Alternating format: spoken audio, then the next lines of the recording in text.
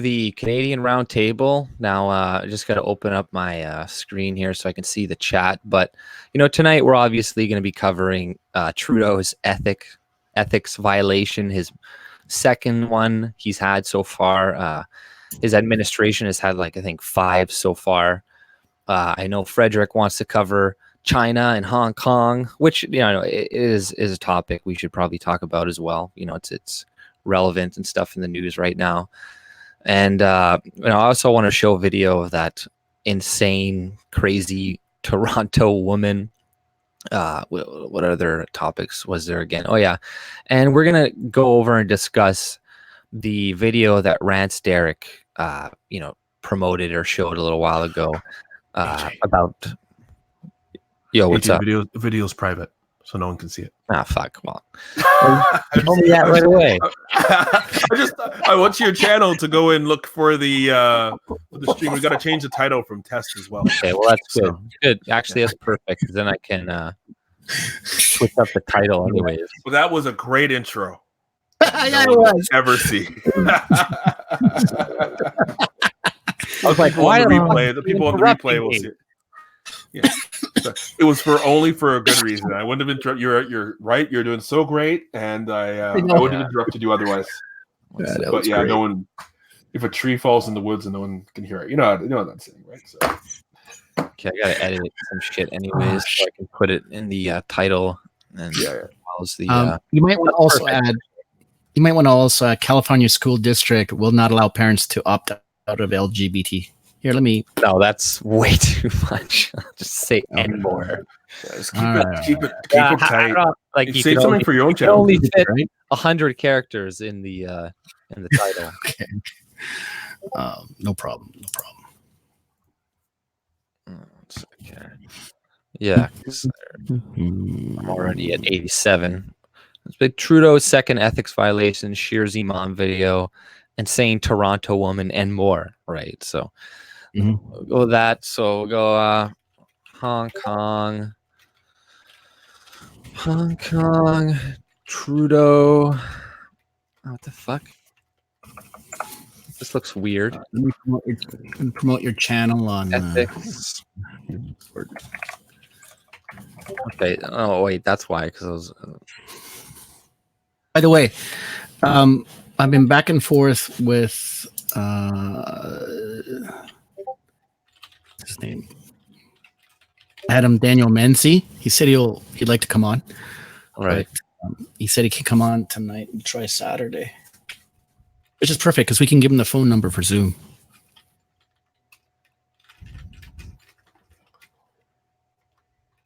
For Zoom. Right.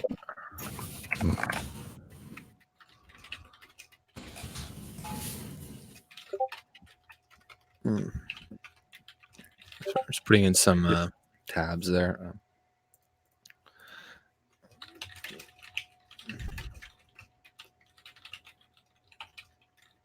I don't have all my presets in here with the what do you call it? StreamYard? Yeah, well, yeah, with the StreamYard, I don't have all the presets. By the way, Derek's inviting me to his place to help him out, to help him set up slobs. Actually, you know what? I took a few minutes today and was playing around with Streamlabs. It's definitely many steps above traditional OBS. Yeah, much easier to set up. I didn't get to the point about you trying to stream, but in terms of kind of configuring things, it was much less painful than regular OBSs. Yeah, absolutely. Although regular OBS is truly professional, but Streamlabs helps you with the widgets and shit. It's really nice. Well, no, you can do that with OBS too, but it's way more painful to do. It's just, yes, more professional, but you got to actually just do the show sometimes, right? Without needing a crew behind you. So yeah, it was very nice. Just 1 second. I'm just setting up the video. Okay, so. I also got a growing number of newcomers, refugees ending up homeless in Canada. Oh, let's help. Yeah, I think we covered that last week or something. Pretty sure. Did we? Well, yeah, I talked about it. Bye-bye. Okay, that's gone. But, we could It's like It's like you bring these people here with no plan and nowhere to go. It's like you're just dying to radicalize them. It's like somebody wants them radicalized. Yeah. Well, Okay, 1 sec. I gotta set it to. Hey, Chris, how was my stream going? Like, was it good while I was running it? Yeah, It was fine. It was fine. The quality was fine. I'm gonna start it right away there. I'm gonna set it to public, so it's probably just gonna, I don't know, start right away, I guess. Cool. Let's do it. All right. Publish, I think. Okay, is it set to live yet? 1 sec. Let's see. 1 moment. So I gotta check here. Okay, so yeah, I think it's live now. So hey, how's it going, guys? So initially, I started the stream, and it was set on private, and I thought I was talking to everybody, but I guess I wasn't. So I just wasted a few minutes. But we're going to be talking about, obviously, what the title describes, Trudeau's ethics violation, which is just happened today, was announced, as well as Scheer and that Imam video with Rance Derrick. We're going to go over that video and talk about that Toronto woman that was pretending that she was like a Scheer supporter, and she went and spit in some guy's face, etc. But we got a bunch of different topics tonight, as well as Hong Kong and a few other things. But let me just check the chat here. Yeah, I didn't really set a, what do you call it? Well, I don't know if it's like you two just in here watching, but whoever's going to watch the stream later is going to, I'm not going to sit around and do nothing for them either. But I got to find a way how to set, I don't know, some type of warning at the very least while using StreamYards for a stream. Because, I could probably just set up a stream on YouTube by myself, right? And then just say like, stream starting soon, or, on StreamYards, and I think it's actually a paid feature. I think it's actually a paid feature in StreamYards, if I remember correctly. Probably is. Schedule a stream, yeah. So I might have to circumvent it and do some kind of roundabout thing to, at least notify people of it, and just set a stream for that specific time, and then just end it and just start it with Streamlabs, and people, they're gonna, have to migrate over there, but at least they'll be notified of it, instead of like, randomly out of nowhere, right? So that's one thing. But how was your guys' weekend so far? What'd you guys do? Well, Fred's on mute, so I'll go for it. So yeah, mine was fine. I mean, I had some family time, had a little barbecue, just a tiny one, and barbecue, and I wasn't invited. Come on, dude. Like I said, that's why I said tiny one, because I knew I'd get that reaction from you. But anyways, it's the first time I'd actually barbecued anything in quite a while, so it was nice to kind of drag it out and do that. But anyways, yeah, it was fine. It was fine. Nice family time. Just a nice quiet weekend. No craziness. Just nice. Surprising. I had to do a little bit of work, unfortunately, but it was all for a good cause. So yeah, good weekend. How about you, Fred? The usual, running around, trying to do some errands, same old, just being a taxi to the family. You're being a dad, buddy. You're being a dad. They don't pay you for that? No, it sucks. Can you believe that? I'm working for free. I mean, the mothers out there bitch and moan about, we have to stay home and clean and cook. And I do the cooking, the cleaning, and the driving. No one's paying me for that, man. I should raise issues at the ethics committee. Yeah, you should go to Trudeau and try to get, I don't know, dads a cut of the money that he's dishing out. Yeah, but you're not the right gender or religion or whatever, so they're not going to pander to you. So they're just going to say, fuck off. You're not from Quebec. You don't work at SNC Lavalin, then I'm not going to break the rules for you. And I got a couple of videos that I have, of that, and also an article, because I was looking for a couple other videos where he was cover some of the things he said in the article, but they were kind of long, and I was like, okay, I'm not gonna, rather just read it instead. But I got this one video, Commissioner Canada PM Trudeau violates ethics. So it's from AP. So the whole world is covering it as well, right? It's not just Canada. New York Times, American news, world news, because Trudeau is dirty, and it's not like other prime ministers or whatnot have not done bad things before either, right? But nonetheless, it's he was clearly trying to obstruct justice, right? But even in the Marion Dion's assertion, or whatever it is, him reading it, and it is, whatever his charges, where he didn't really say that, he didn't say it was an obstruction of justice. He was saying it was, he used like a different word, right? So I don't see any type of actual, I think the RCMP is investigating him right now, or potentially, but does anybody really think that they're going to do anything, that they're going to prosecute him for anything? No, probably not. And the only thing that this guy can impose, I think, is a monetary fine, right? So, they're going to take a slap on the wrist and, pretend like it didn't happen. But, you can just look at Trudeau's face in this video, and he comes on and he's like smiling, giggling, and it's like, hey, everybody, I did absolutely nothing wrong, blah, blah, blah. And I think I remember the first time they did some ethics violation, one of the backroom talk or something, they were like, I think it was Gerald Butts or whatever. He was like, whatever, Harper introduced these ethics laws in 2007, but acting like there was no ethics laws before that time. There were, but in 2007, Harper actually made it a lot better, right? He made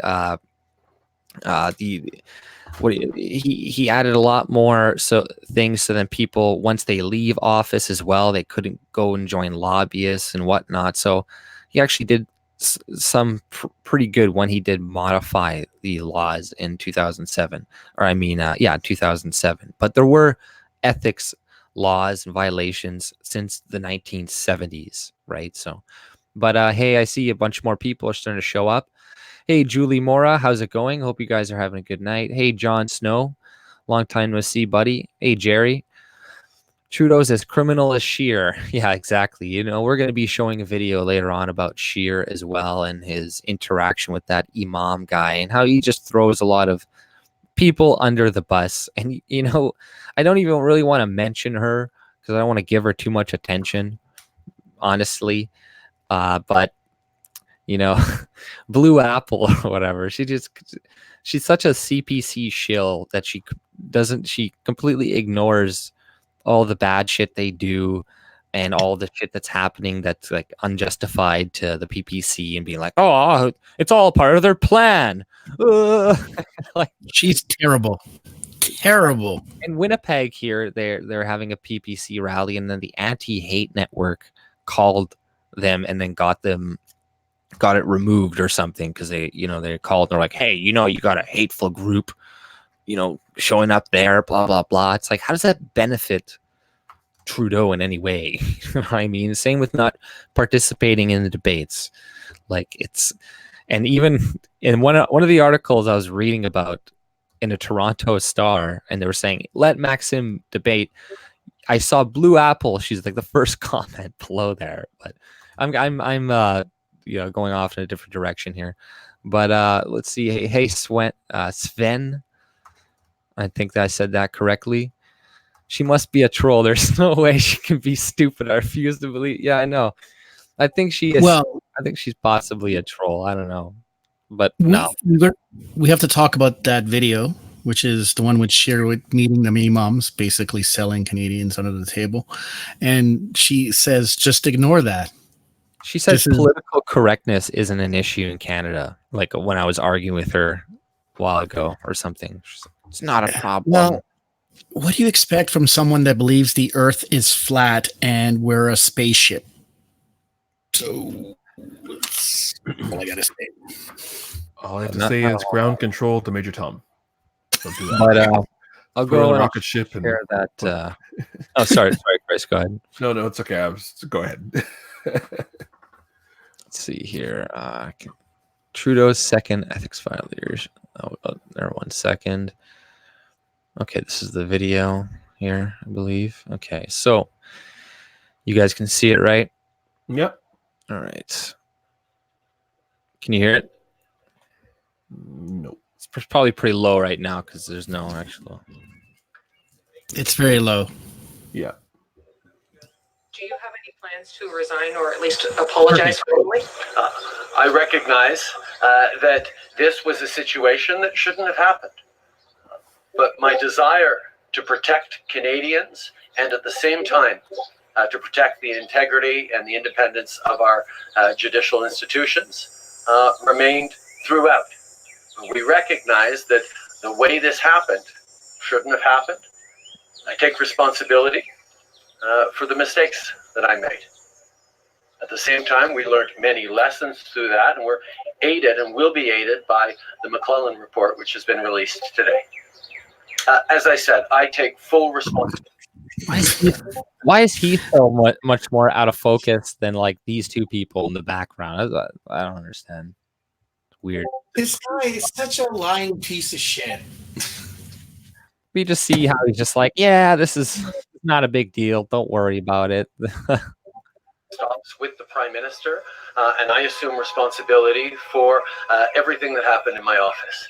This is important because I truly feel that what happened over the past year shouldn't have happened. But we, at the same time, have a system in which we have to make improvements. There are many lessons to be learned on this, and that's why we will be moving forward with the recommendations on how to both advocate for the public interest and Hold on, pause it for a sec. This guy reminds me of a character in The Young and the Restless that was the nemesis of Victor. Who was that, Chris? Jack. You remember? Jack. Who? Jack. I know because my wife watches every day, so I know all the comings and goings in Genoa City. Isn't he a duplicate of that character Jack on Young and the Restless? I think he reminds me more of Adam. No, better character is Adam, who is this truly evil character, just like worst of the worst character, even worse than Jack. He makes Jack look like a choir boy. But the thing with Adam is he's younger and better looking than Jack, so that's why I picked this dummy. No, I don't expect Trudeau to be saying, "Yeah, I'm going to step aside. That would be the right thing to do." Yeah. But there should be a realization that his campaign is over, right? Because so now he's guilty of this dirty deed dealing with SNC Lavalin, a corporate entity. He wasn't protecting jobs. I want to be very clear to the people listening in the future now. He was not protecting jobs. He was protecting his future job. And oh shit. Yeah, but like let's finish just the rest of the video because we cover the majority of this. Of our judicial and prosecutorial processes. Those things together are important linchpins of our system, and they shouldn't be put into conflict as they were, as spelled out by the Ethics Commissioner. So I recognize the lessons to be learned. I take them very seriously. I take, obviously, the Ethics Commissioner's report very seriously, and we will move forward to make sure that this never happens again under any government in this country. Now, Trudeau may never. Yeah, and then I don't know if you guys want to watch Andrew Scheer's, I guess, rebuttal to this. Yeah, we can watch that. I mean, we can watch the NDP. But he will have to face the Canadian people over the next few weeks. And on the eve of this election, the choice for Canadians has never been more clear. Between a prime minister who abuses his power, bends the law for his friends, attempts to silence his critics, and destroys their reputation, and a conservative government led by a prime minister who will uphold the rule of law, respect our democratic institutions, and While meeting with imams. Blah blah Giving blah. keys to the kingdom away. Yada yada yada. Screw Andrew Scheer. But yeah, I got a couple articles with Trudeau and some of his responses as well. With that too, and it's like I take full responsibility. He goes with his article, but I'll share the screen. All right, I heard ahead. Andrew Scheer's voice, and I thought it was time to a good time for me to go and take a piss. Sorry. So, what did he say? Yeah, I know, right? It's you just stop listening to Andrew Scheer when he starts. I mean, it's hard to. I heard Trudeau speaking, and then I heard, and then I heard Scheer, and I was like, well, these are like twinsies. I mean, Scheer's going to make his arguments, but I don't see any reason to believe he'll be any different. I mean, the dance that we have in Canada for liberal to conservative continues, and no one's willing to break the ice and make a change to something different. And I don't know. At the end of the day, I think it's still going to be down between these two, unfortunately. Blue Apple, the PPC click. Oh shit! I'm the least. I am the least. I'm the person here. Did she respond to you? No. She's in the chat. Look, I'm not a PPC fan. I'm not a fan of any of these people, frankly. But no, you're in the clique, man. You're in the clique with us.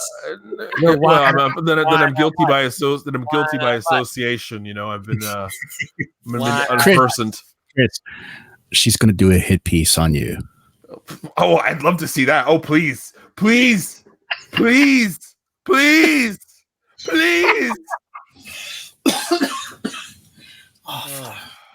Thanks. Listen, Blue Apple. Obviously, Soros is funding PPC, and the Koch brothers, and the Boogeyman, and the Rothschilds, and the Boogeyman. Exactly. Especially the Boogeyman. I was the guy filming Scheer in the Imam restaurant. So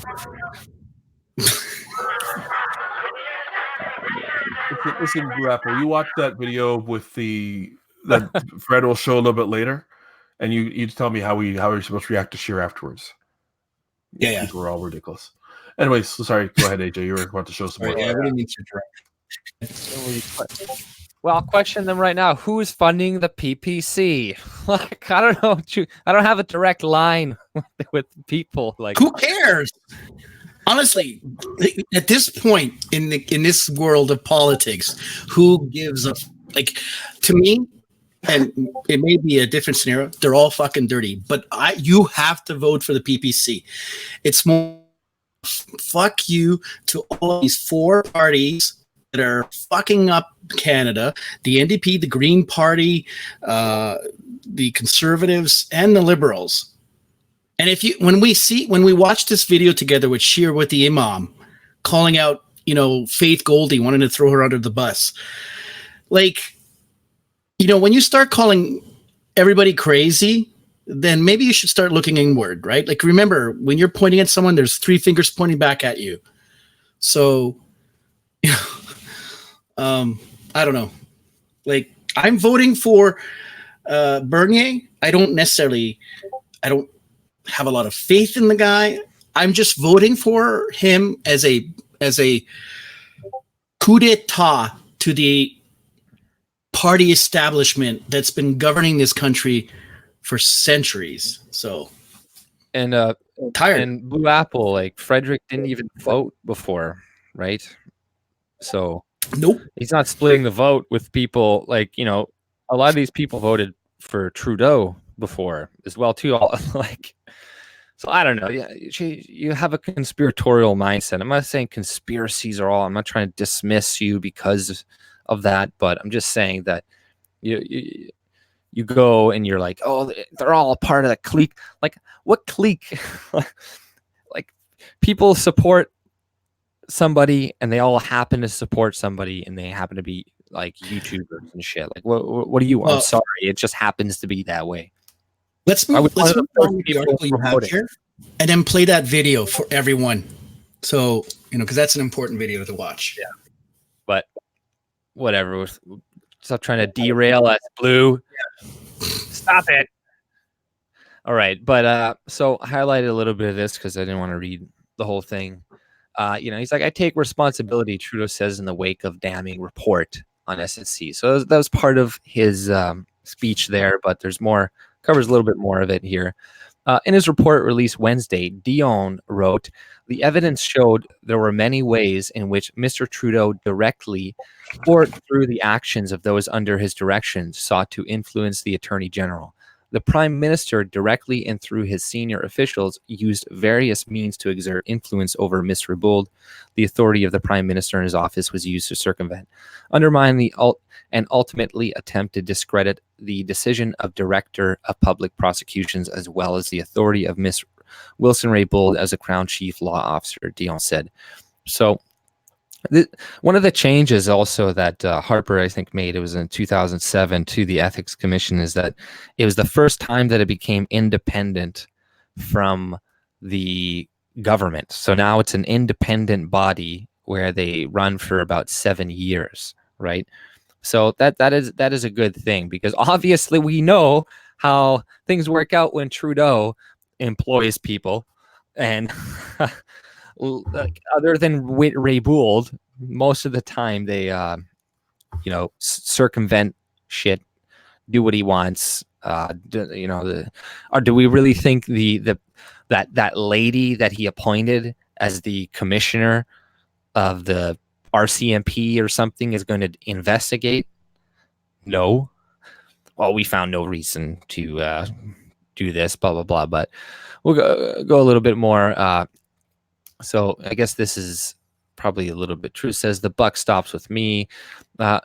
One of Dion's conclusions was that Trudeau should not have put forward any arguments for or against a deferred prosecution agreement, DPA, to the Attorney General on criminal matters. There was no room for debate between the Attorney General and cabinet colleagues, he said.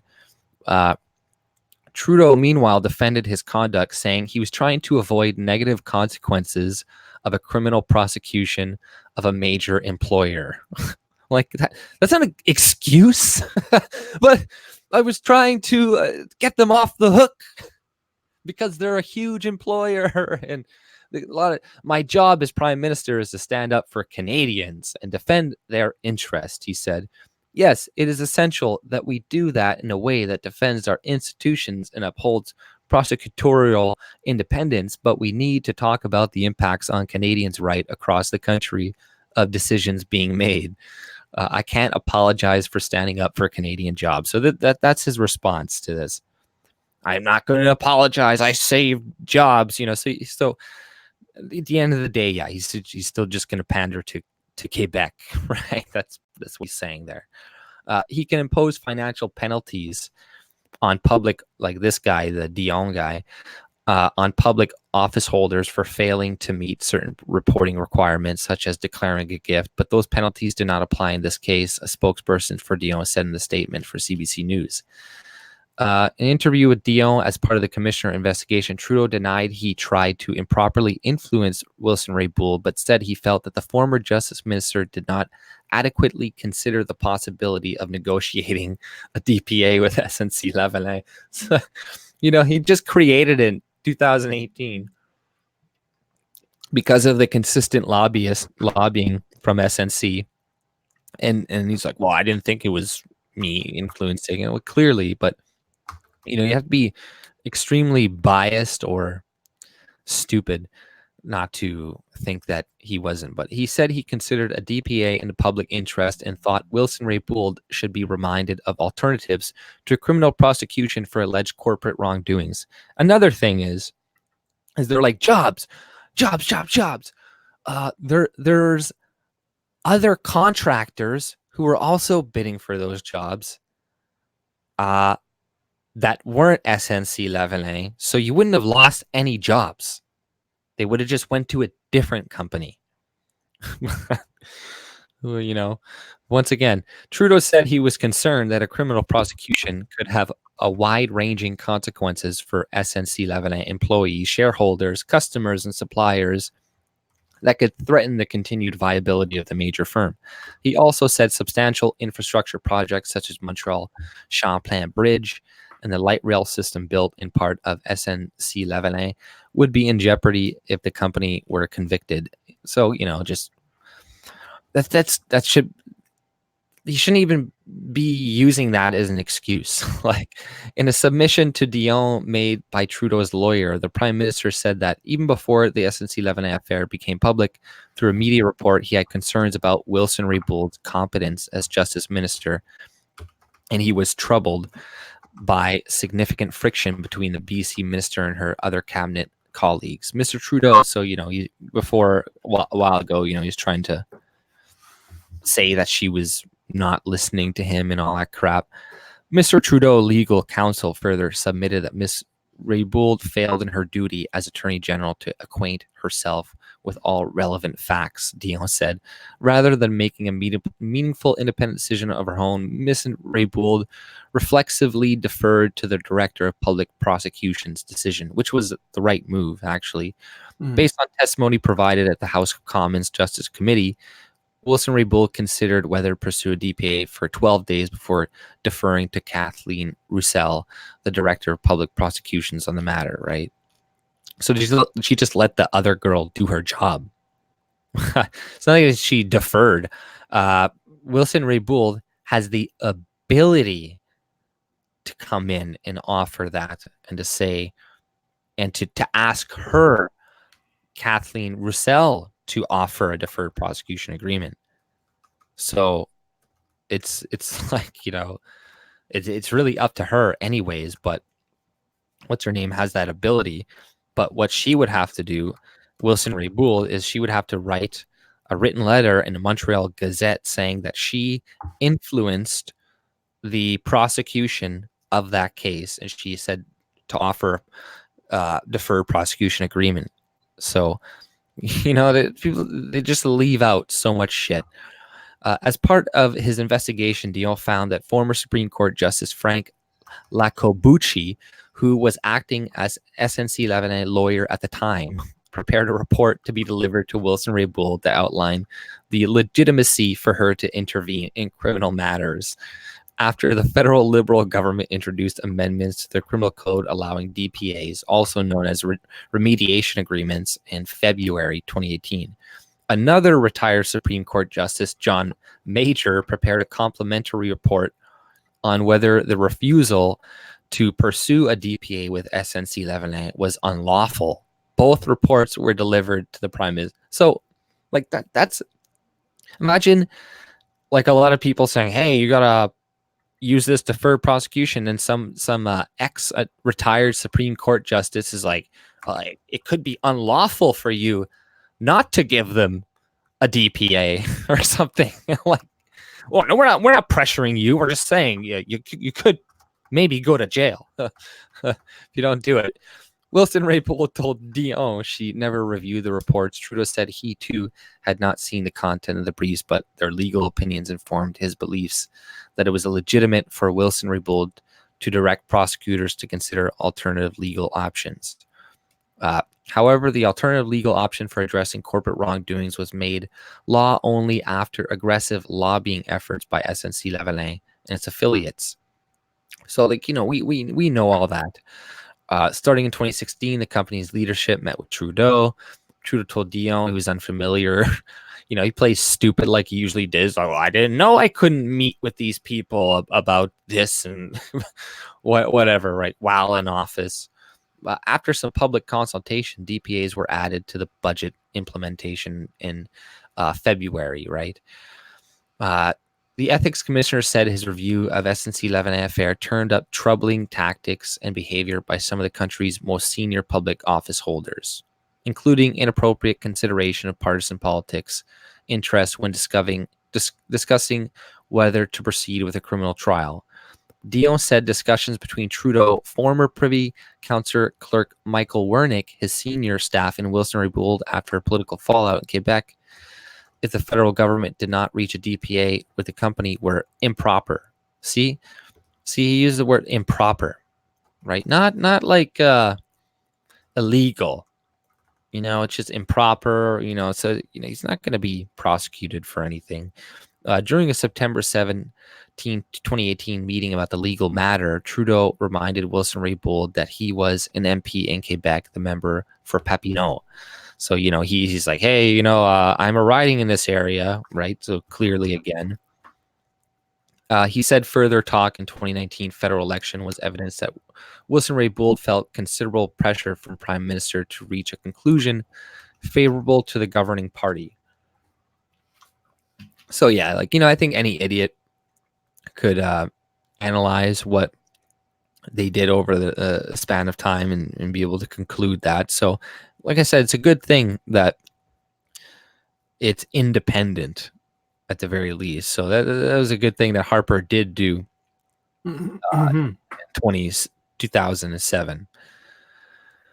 So, he kind of just goes on a little bit more, the repeated interventions by the Prime Minister, his most senior minister staff and public officials to have Attorney General find a solution, even in the face of her refusal to intervene in the matter, lead me to conclude that these actions were tantamount to political direction, Dion said. So, see the specific words he's kind of using, he's not obstruction, direction, it's improper. Okay, well, he did break a law, it's an ethics act. And I saw this girl on Twitter, I think Ezra Levant or something retweeted it, and she was like, oh, he didn't break a law, he broke an act. And people were like correcting her and be like, well, the act is a law or something like that, whatever. And you see a lot of the media, other than the National Post, right? I think the National Post and a couple other right wing are like, he broke the Ethics Act law. But a lot of them are just like, he broke the rules. He broke the ethics rules, ethics commission, whatever, but act, they don't really fill in the rest. So, Trudeau can easily play it off like he did in that video. Like he walked in, like there was nothing to it. He's like, oh yeah, I did nothing wrong, blah, blah, blah. But I don't know if you want to play the Jagmeet Singh or something. Sure. It's only a minute long, so yeah, I think I can tolerate that much. By the way, I had Fred back into the stream because he had a computer crash and he's waiting in the waiting room. Yeah. I see. Hey, Fred, you back? Yes, I am. I am. Can you add me? Yeah, it's okay. Play the video, and I'm sure he'll come back in a second. Oh, I'm in the show. Can you guys hear me? Yeah, we can hear you. No problem. Screw it. I don't want to watch Jagmeet Singh. He's just gonna be like, oh, he's a pussyhead. Vote for me. Hello, hi, I'm Jagmeet. Pussyhead. I'm over here. Yeah, vote for me. Vote for me, please. Please. I can dance. I dance. Look at my colored head wrap. I'm great. Vote for me. Blue Apple is speaking alien language. It's called blah blah. I can't translate it for you. Sorry, folks. I wish I could, but yeah. Anywho, are we want to play that Mark Friesen video for the folks? Which one? Who? The Scheer, the one that Blue Apple's excusing the leader of the Conservative Party visiting the Imam and calling, basically giving the keys to the kingdom away. Why don't you play it? All right, I'll play it. Perfect. Give me a sec. I'll share my screen. Asshole. But I'm echoing there. I heard an echo. Well, what did I do? Oh, turn myself down. Okay. Hello. Right, okay, I just want to make sure it's not still there. Chris. Why did Chris exit out there? Here, let me add him back to the stream. It's not over. There was some chatter about that prior to you coming, and 3 quick questions. Would you openly and categorically reject fear mongering of Muslims in Canada? And I'm not going to use the word Islamophobia because that's a big interpretation. So I'm saying fear mongering and hate mongering. Fear mongering.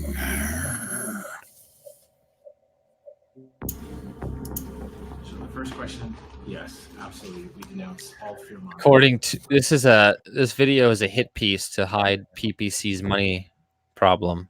Yeah. These are paid actors. This is an alien clone from another spaceship. So Right. Exactly. Are completely unacceptable. I have no place in Canada. a bunch of I have seals. said that publicly. I've said that in the House of Commons. I've said that in my speeches. It is something that perhaps I need to say more, because there certainly is this misconception. I think some of this, and I'll speak to this in a moment, some of it is my political opponents trying to score cheap political points off issues of the day that happened.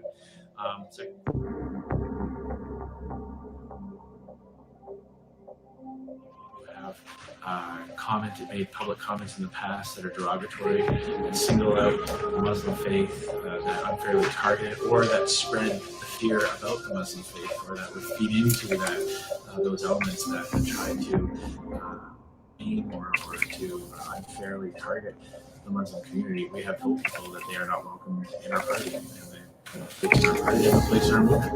And I don't think I'd have the candidates that are sitting here beside me if we did anything other than that. So yes, we'll continue to do that.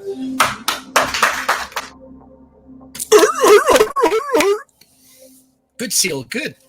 Well, the third about disassociation from nationalist groups. Yes, yeah, and this is the part that I'm glad you asked that, because this is The something. yellow jackets and the fake Goldie. No, exactly. Hold And on. this is something, Okay, I'm gonna repeat that because he's throwing Faith Goldie under the bus.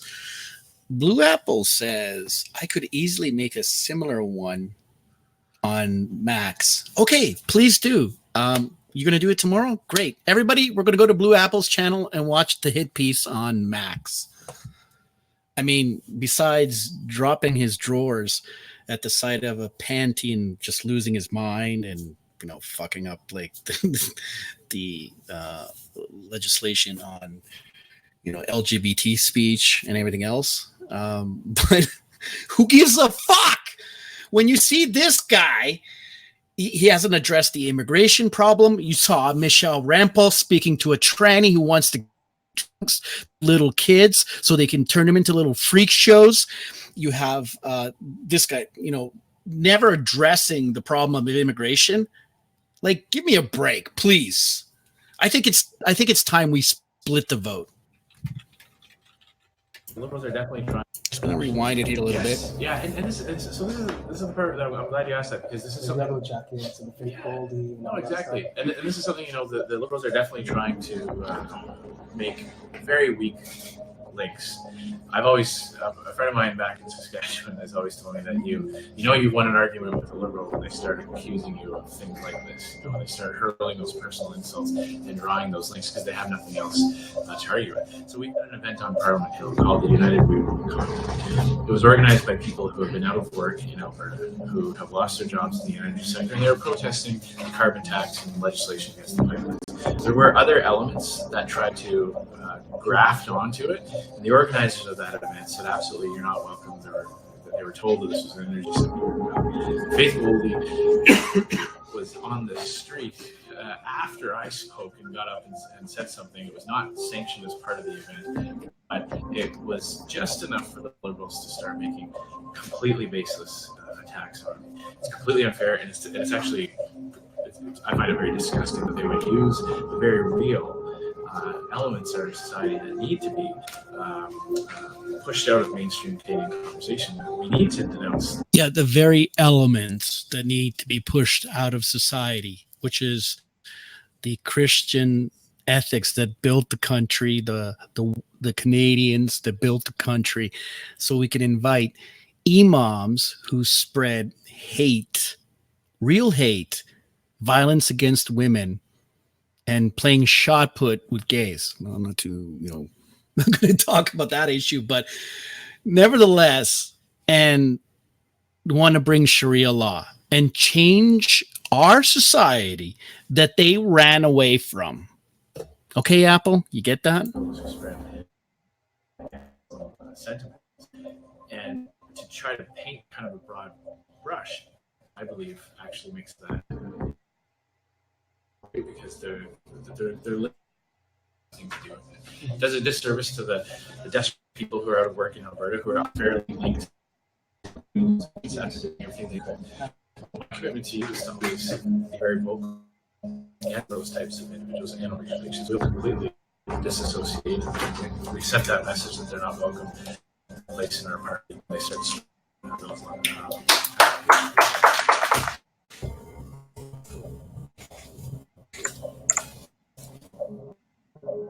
prior to this existing government, we were on the conservative side. We were actually for that. We were supporting. But then when we're hearing from our previous prime minister, Islamicism, a new term that we've never heard of, or barbaric cultural practices, and some of the things that were being proposed under the hotline back in those days, it breaks us from within. And then the Muslim community is just weary of that. They're weary. Will things of this nature be repeated? How do we know? Those types of questions.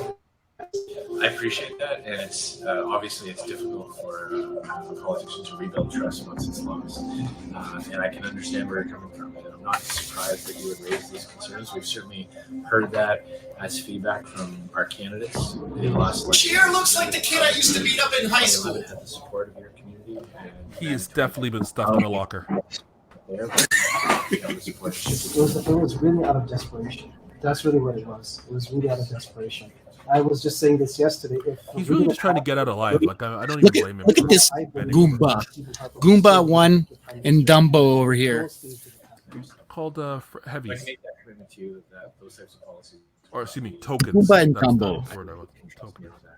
The fabulously gay duo. Comforting to know. Well, and I will make that pledge to you, and I will come back here after the election. Thank you.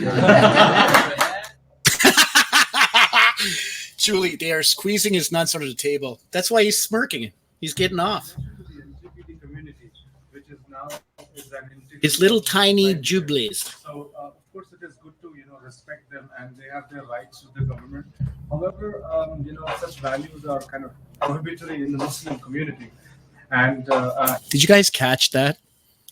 I think the subtitles are stuck or something. I'm not sure. Yeah, they're kind of slow, but he's complaining that, hey, we too have our values, but they don't align with the Muslim community. That's what this doofus.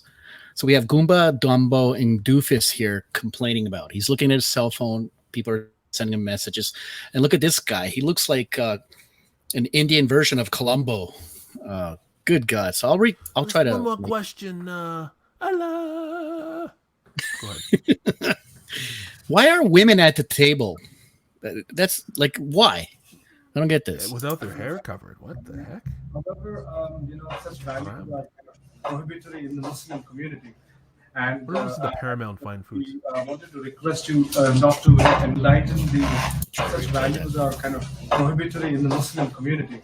And hence, so we wanted to request you not to enlighten the students with such literature in Muslim concentrated schooling, because this is a big concern for us. So the students should be given the choice if they want to learn about this or not, rather than implementing the respect or the schooling and the concepts of this information. Yeah. Okay, then you get no government funding. Obviously. Exactly. And I just want to address Blue. I'm fine with people doing that shit as long as they have no government funding. Hey, Blue, if I'm, it's okay if I'm stupid. I have a right to be stupid. So what's the issue? If I'm stupid, I'm stupid. I'll enjoy my stupidity in supporting Bernier is a fuck you all to all these parties. I kind of feel like we need to bring her back on the show. You go be smart on your flat Earth. No. We're talking about her, but she can't wait. Look, chat. If you want us to bring Blue Apple back on the show, not tonight, because I need to get my energy together for this. But if you, at some point in the future, just vote yes put a yes in the chat. Oh, geez, I'm seeing people want it. Listen, you bring her back. I'm just gonna take a pistol and kill myself. No, double tap to the head. See, Blue Apple, I'm not a coward. I'm the one who had the idea. It was my idea. I'm not afraid of that. Hey, I'll even bring you on my channel at some point. We can have a nice little chat, okay? As soon as I make a video, you'll be on it. Bah. We're pathetic.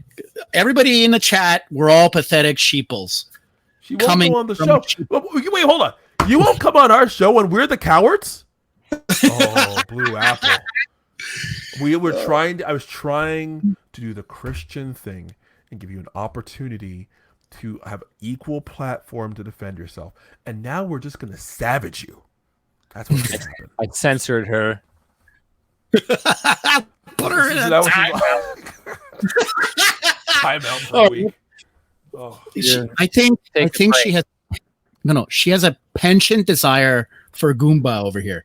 She's nullified by the uber mustache of this Goomba over here.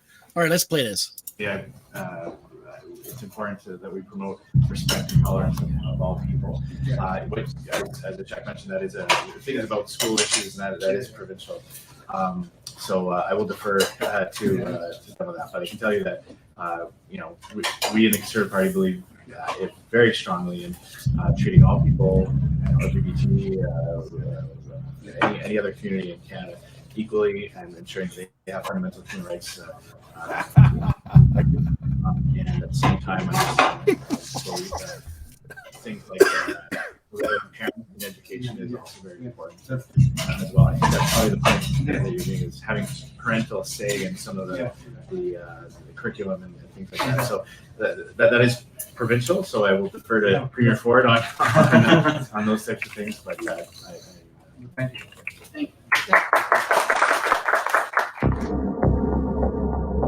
This is getting better and better. Hold on. Because we sit on the Council of Imams, King Council of Imams, and I'm a director of the council.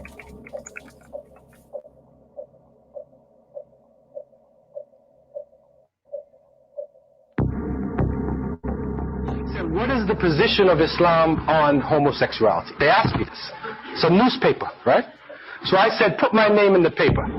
The position is death. And we cannot change Islam. But then they said to me, and this is a question you got to consider. They said, what happens if a homosexual comes to the masjid? What are you going to do? Is that supposed to be the same guy or something? Allah forgive. This guy teaches out of Ottawa.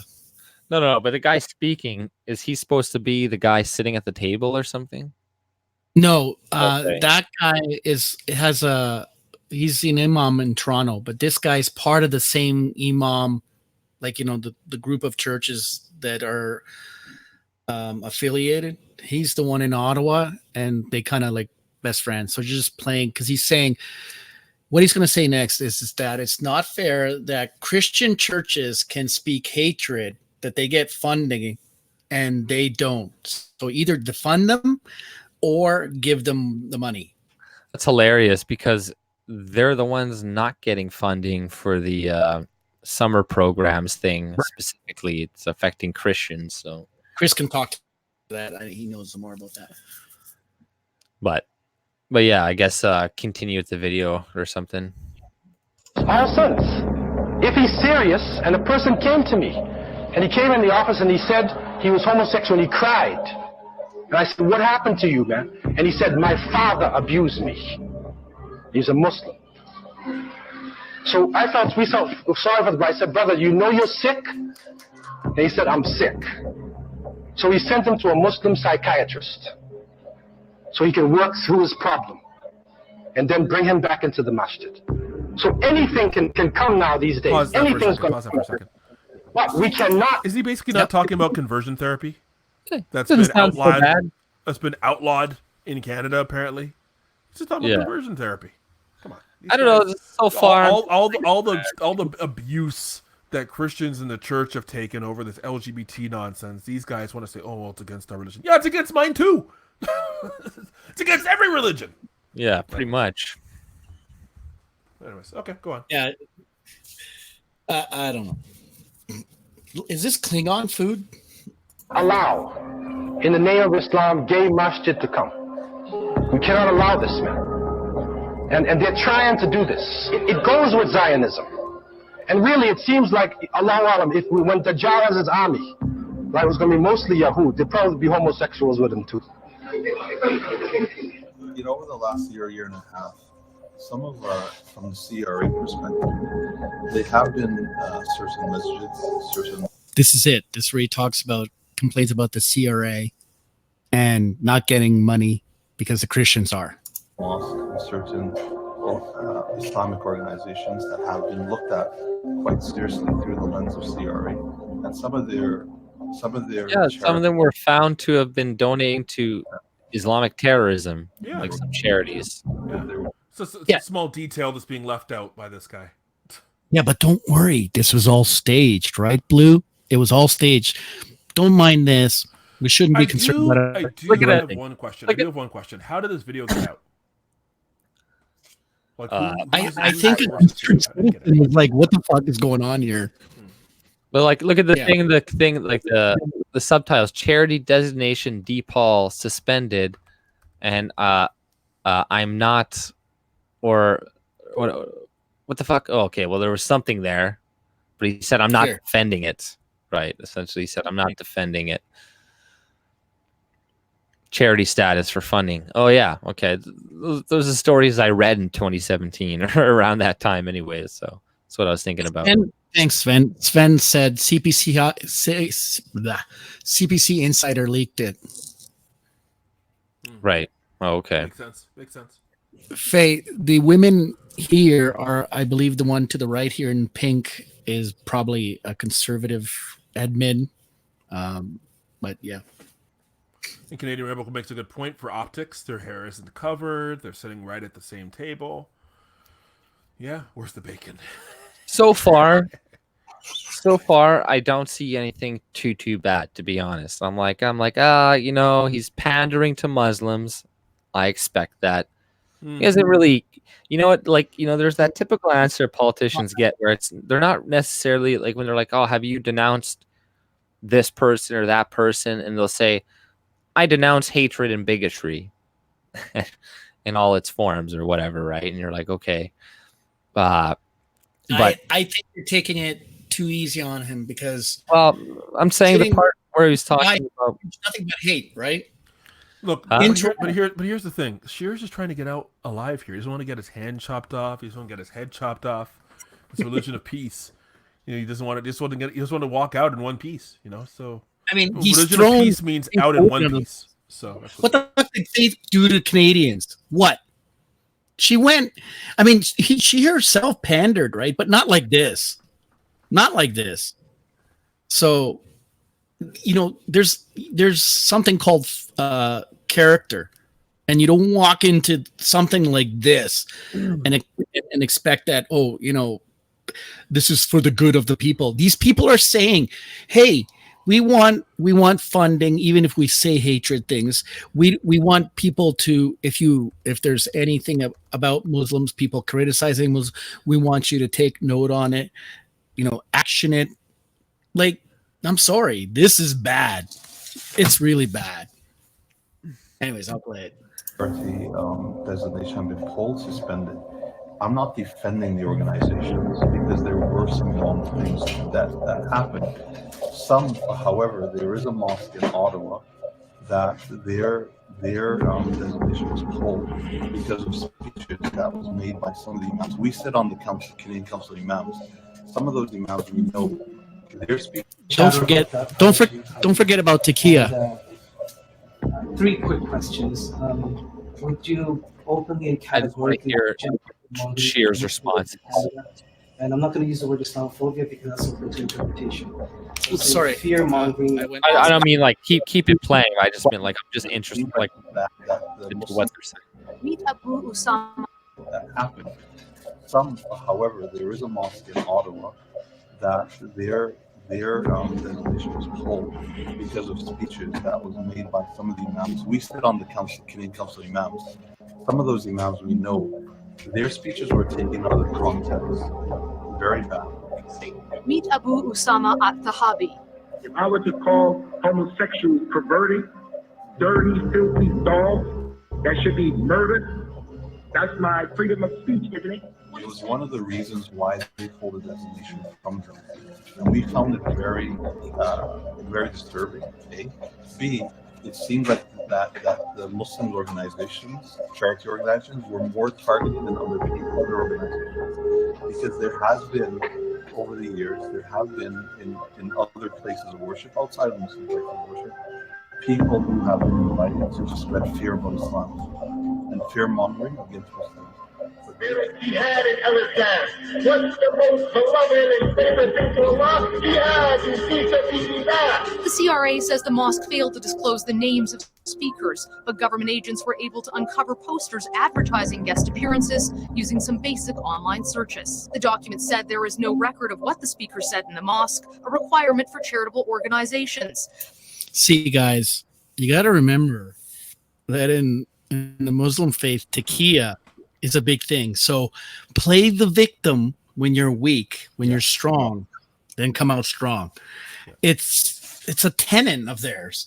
So when the guy says, "Oh, you know, we've expelled them," that's bullshit. Because just by the very clothes of these people, they are telling you they are, by the beard, because in the Muslim rules, wearing the big beard and the clothes is to differentiate yourself from the non-believer. So don't feel sorry. I don't know. Chris, do you want to say something? Yeah, I was just going to add in something that has slipped my mind. Oh, charitable organizations. So I used to be the on the board of directors for a charity, actually a church in the Toronto area. And I was the treasurer and had to deal with CRA all the time, the Charitable Charities Directorate. The rule about having a record of speakers and whatnot, it's the kind of thing where, and we did have video and audio of our messages. We never asked to produce it. But it was the kind of rule where, like, if you work for a company and they tell you that they ban personal internet use, like going on Facebook or whatever, but they only pull out the rule when they're trying to figure out a way to fire you and can't think of anything else. Kind of like the Capone going to jail for tax evasion when really he's a massive criminal. So really that's what CRA just did with these guys. Like, we know you guys are up to no good. What can we do to essentially shut you down? And that's what they did. They pulled out the thing. Hey, can you produce records of your speakers? And nope. And so, okay, that's what we're going to use. So, hey, do whatever it takes. Right. That's good. It's like, at least they can do that. But because that's the thing too. They're asking like, oh, we just want to be able to have the option to teach this and that. And then what I don't like is like Andrew Scheer, he's pretending like, oh yeah, that's like conservative, everybody can choose their own shit. But it's like, yeah, but they're doing it with our money or government money and shit. It's like, no, you shouldn't. Like, I think nobody in general should get tax subsidies to teach their kids. Obviously I think the system should be formulated a lot different, but it's like I would be for people having the ability to teach their kids how they want, even if you want to do it in your I don't know, Sharia or something. I just don't want to pay for it. And because I'm not for like forced re-education of your children and shit, so like, what's the other option? I guess thinking of teaching them not to be Muslim, but I'm like, I don't think that's a really good idea either. Right, but I don't know if you want to keep playing the video there. But tax agents had growing concerns the mosque was being used to propagate extremist views. The audit states radicalized individuals later arrested on terror charges attended the mosque, including Ashton Lermond, now in prison for attempting to join the Islamic State. Their charities were left alone, and CRA did not go into it. It did not. So from that aspect, right, because it is a federal aspect, CRA is a federal aspect, what sort of would you be willing to go to investigate it? Would you be willing to open up, some, an approach or a process to look into it to see what is going on right, to make sure that there is no specific groups, religious or non, in charity work that are targeted specifically. Well, thank you very much for the feedback on that. I will certainly bring this back and look into the specific cases. We have heard concerns about CRA, both at the individual and organizational level,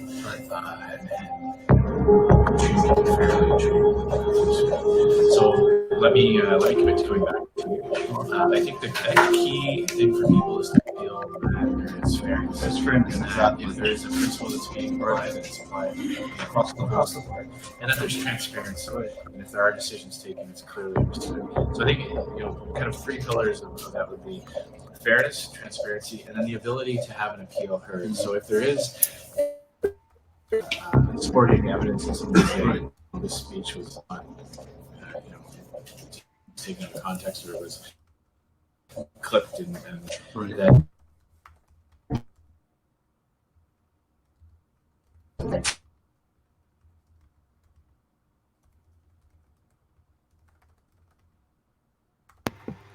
It's cutting out a bit. Yeah. Hey, Frederick. You probably cut out. No, he's still there. Fred.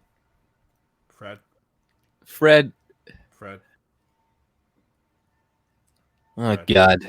All right. Or 1 second. Let me switch it back to camera it's here. just the two of us, I think. Oh, maybe not. I don't know. I can't see who else is in here. I see.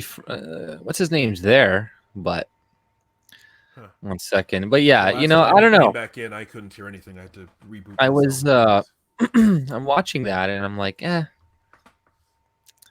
I don't know. I don't Is anything really surprising though? Like, would you expect Scheer to say anything different? I don't see the big deal. Maybe I gotta watch it again. I gotta watch the beginning again because I kind of like zoned out a little bit maybe at the start. But I didn't see a huge deal, to be honest. But it's kind of like, he's gonna say, that guy was saying, we have problems with the CRA and how they're investigating our buddies, right? Like, obviously, they're gonna say that shit. And then Scheer, his response is like, we have problems with the CRA too, blah blah blah blah blah. But I'm assuming the same investigations are still going to go on. They're not going to completely overlook, Islamic terrorist or something, right? So, it is kind of a hit piece, maybe. I don't know. Like I said, I got to watch it again. I didn't see the very ending because Frederick cut out and stuff, so I didn't see any more. And he said with the yellow vest movements also, he said something like there were elements, like most of the people there were protesting the pipelines and he was saying they were mostly there protesting this and that, and there were certain elements that were that were racist, that we separated ourselves from, blah blah blah, right? And I don't necessarily have a huge problem when politicians say like it's kind of like a non-answer. They get asked to disavow somebody and they're like, and they don't specifically disavow them a lot of the times, which he did kind of with Faith Goley. Obviously said she was like an element that was there, that she spoke, blah blah blah. But a lot of the times they'll be like, of course I'm against racism and bigotry and this and that, and I have it's like, I'm against people being racist and shit like that too, right? But they don't for sure call out, and he didn't really say anything specific like, I'm going to create hate speech laws to protect you and Muslims or something. I didn't hear anything like that. Maybe he did, but I didn't see it, or I didn't hear it. So like I said, I gotta watch it. Fred is saying to me, I can probably share the rest of the video to have it up, but Fred is saying his internet went down. He said Rogers killed his internet. So but I expect Scheer to pander to Islamists, like he said, like that, like somebody said in the chat there, like that's a problem enough, like him just pandering to Islamists, and it's a part of the game in a sense with politics, but it's also not necessarily necessary. It's kind of like showing the way that he thinks, in the sense that, you know, there's a lot of Canadians that don't vote, right? There's and he's kind of relinquished himself to be like, okay, it's pandering to minorities now. That's the game, and who can do it better, right? Instead of, we're going to offer this, right? Like, he's obviously offering slightly more of a conservative thing, and appealing to some conservative minded, because most people are conservative minded to a large extent. You know, a lot of people don't want to waste their money and don't want to save it, don't necessarily want to spend it, etc. But you know, the liberals just kind of outdo the conservatives when it comes to, I guess, the other things that that come with them or something. I don't know. But, you know, like I said, that's the name of the game now. And now he's going to go to these people instead of going to maybe other Canadians that that are not being, you know, talked to, they're not being pandered to or something to any extent. It's like, okay, like I said, it's now this game. It's fuck principles. Like, I've even seen Manny Ottawa a long time ago. I remember he said on his Twitter, he was like, oh, you know, Canada is different now. We have to do this and we have to play this game, and socialism is what we have, and yada yada. I'm like, well, okay, I understand what you're saying, but at the same time, it's like, no wonder things never change, or they get worse progressively, because people are just, well, that's the way it is, you know. And, you know, we need leaders. You know, we need leaders that say, no, this is the way we should do things, not this is the way people are followers. You know, most people are followers, and you can sway lots of people. You can convince people to follow you, if you have enough charisma or whatever, right? Like, it's, people need leaders, and we just don't have any good leaders. We have people like Andrew Scheer, and I'm not even saying like Max is the most charismatic guy out there either, right? You know, I'm sure there could be way more charismatic people, but just the options we have now are pretty dull. But let's see if Frederick is there. Yeah, Fred is sitting and waiting. I can keep sharing that video that he was playing. Maybe put it on mute or something, or maybe if you change the view around, I can share that. Hey guys, I think I found the spot where yo we cut off. yo. Fred, are you there? Yep, I'm here. Okay.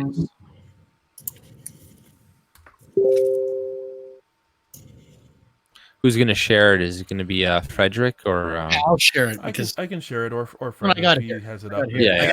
If you got it up, then yeah. Okay, Yeah. go ahead. Sorry about that. Just change the view around so people can see it. The internet just died. Back to a great form of crime. That would be my that'd be wonderful. Friends, I'm feeling very lucky to have a leader like Mr. Scheer. So I request all of you, because especially Imams, you have thousands of followers behind you. So please, talk to community members, tell them what the leader thinks about our community, so that we can all work together. When New Zealand incident happened, so Mr. Scheer asked me to contact with the mosque, because he was not here in Toronto, he was not in Ottawa, he was in Saskatchewan. Oh, the sound cut out a little bit. Question. Yeah. Where people say, why are non-Muslims in the masjid? You know, they're filthy. Why are they? You are filthy, AJ. You're a non-Muslim, a kafir. Well, was he saying that, or was he speaking like somebody else? I couldn't really hear the way, like the context. I'll replay it. Where people say, why are non-Muslims in the masjid? You know, they're filthy. Why are they here? They're not even dressed properly. Why are they coming in the masjid? They might be in their menstrual cycles. But he was he wanted to go right away to the mosque. I think that was a little selectively edited there. No, it was hard to find that mosque. And I don't know. I don't think so, right? Because you listen to it, he said, some people say, why does why are these people here? They're not Muslim, blah blah. He was probably gonna go in and say like, because we want them to be Muslims, so we let anybody come in. I bet you it was gonna be something like that. Like I could just tell by the way he was speaking. Like I don't know, that's just my perception of it, but maybe I'm wrong. I don't know. I'd like to see the full video, but I don't like those edited clips. But nonetheless, Chris should be. Did he cut out? Yeah, he couldn't hear you. Okay. Yeah, when Fred cut out, I couldn't hear him, so I just refreshed my browser. But I'm back. Oh, here we go. On there, so luckily we found it. But what I meant is, like, we all need to work together. You know, since we are very lucky to have Mr. Scheer, who's willing to work with us openly. Thanks, Token. And they are found guilty by an Islamic court. One of the punishment is stoning to death. But for the believer, there's an important benefit. This act of stoning now, it's also purification for the believer. But good thing we don't have Sharia law, right? Right?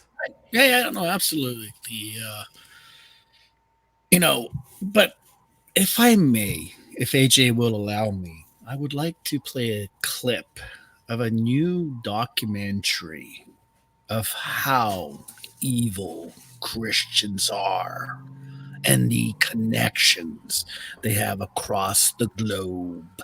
So I wasn't sure if this was a documentary or some kind of fictional show that's made to look like a documentary. It's a documentary. Let me play this. And I'm going to say a certain group that belongs to another certain group closely related from a certain area.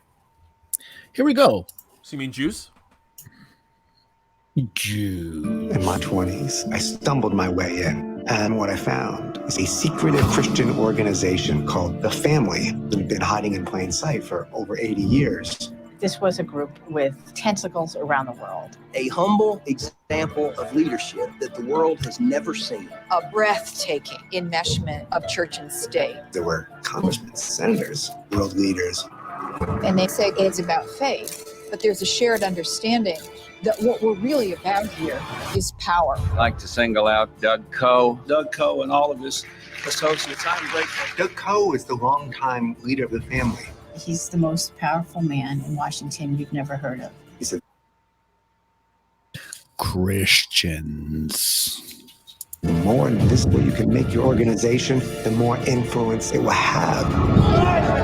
Jesus plus nothing. It's a powerful thing. Using the National Prayer Breakfast, they dispatch representatives to build relationships with foreign leaders. That is exactly the kind of meeting that I would want to exploit. For The Family, Jesus says you must go to those who are in positions of power. If you look at some of the video stills here, they're like, you can tell the people in the background are Jewish, right? So yeah, well, it's funny. It's like, I'm not saying Christians. Yeah, there wasn't like Christian organizations and this, but clearly they don't really have too much power anymore. Like look at all the media. Look at everything. It doesn't promote Christianity. Like that's a minority of the shit, and a lot of it makes fun of it. Marginalizes it. Says it's like, it's the only religion, one of the only religions you can make fun of still, right? Where it's still okay to do that, but somehow that's still the big problem, even though like churches are going empty constantly because less and less people are going to church all the time. So it's like there's less Christians than there were, well, at least in America and these countries. Like maybe there's more in some other countries. In the West, yeah, definitely. Yeah, in the West, it's hugely declining. Yet, like this is supposed to be a problem or something, and it's like they're trying to frame it like, oh, you know, it is the Russia. See the Russia. It's like that's still the boogeyman. Like, are you fucking kidding me? How people still use that? It's like, what was that MSNC reporter that's like completely discredited because she's like, well, she should be discredited. She should lose a show. She's like, oh, she got hacked, and she blamed it on like Russians or something. Or no, she said she got hacked, but what was her name?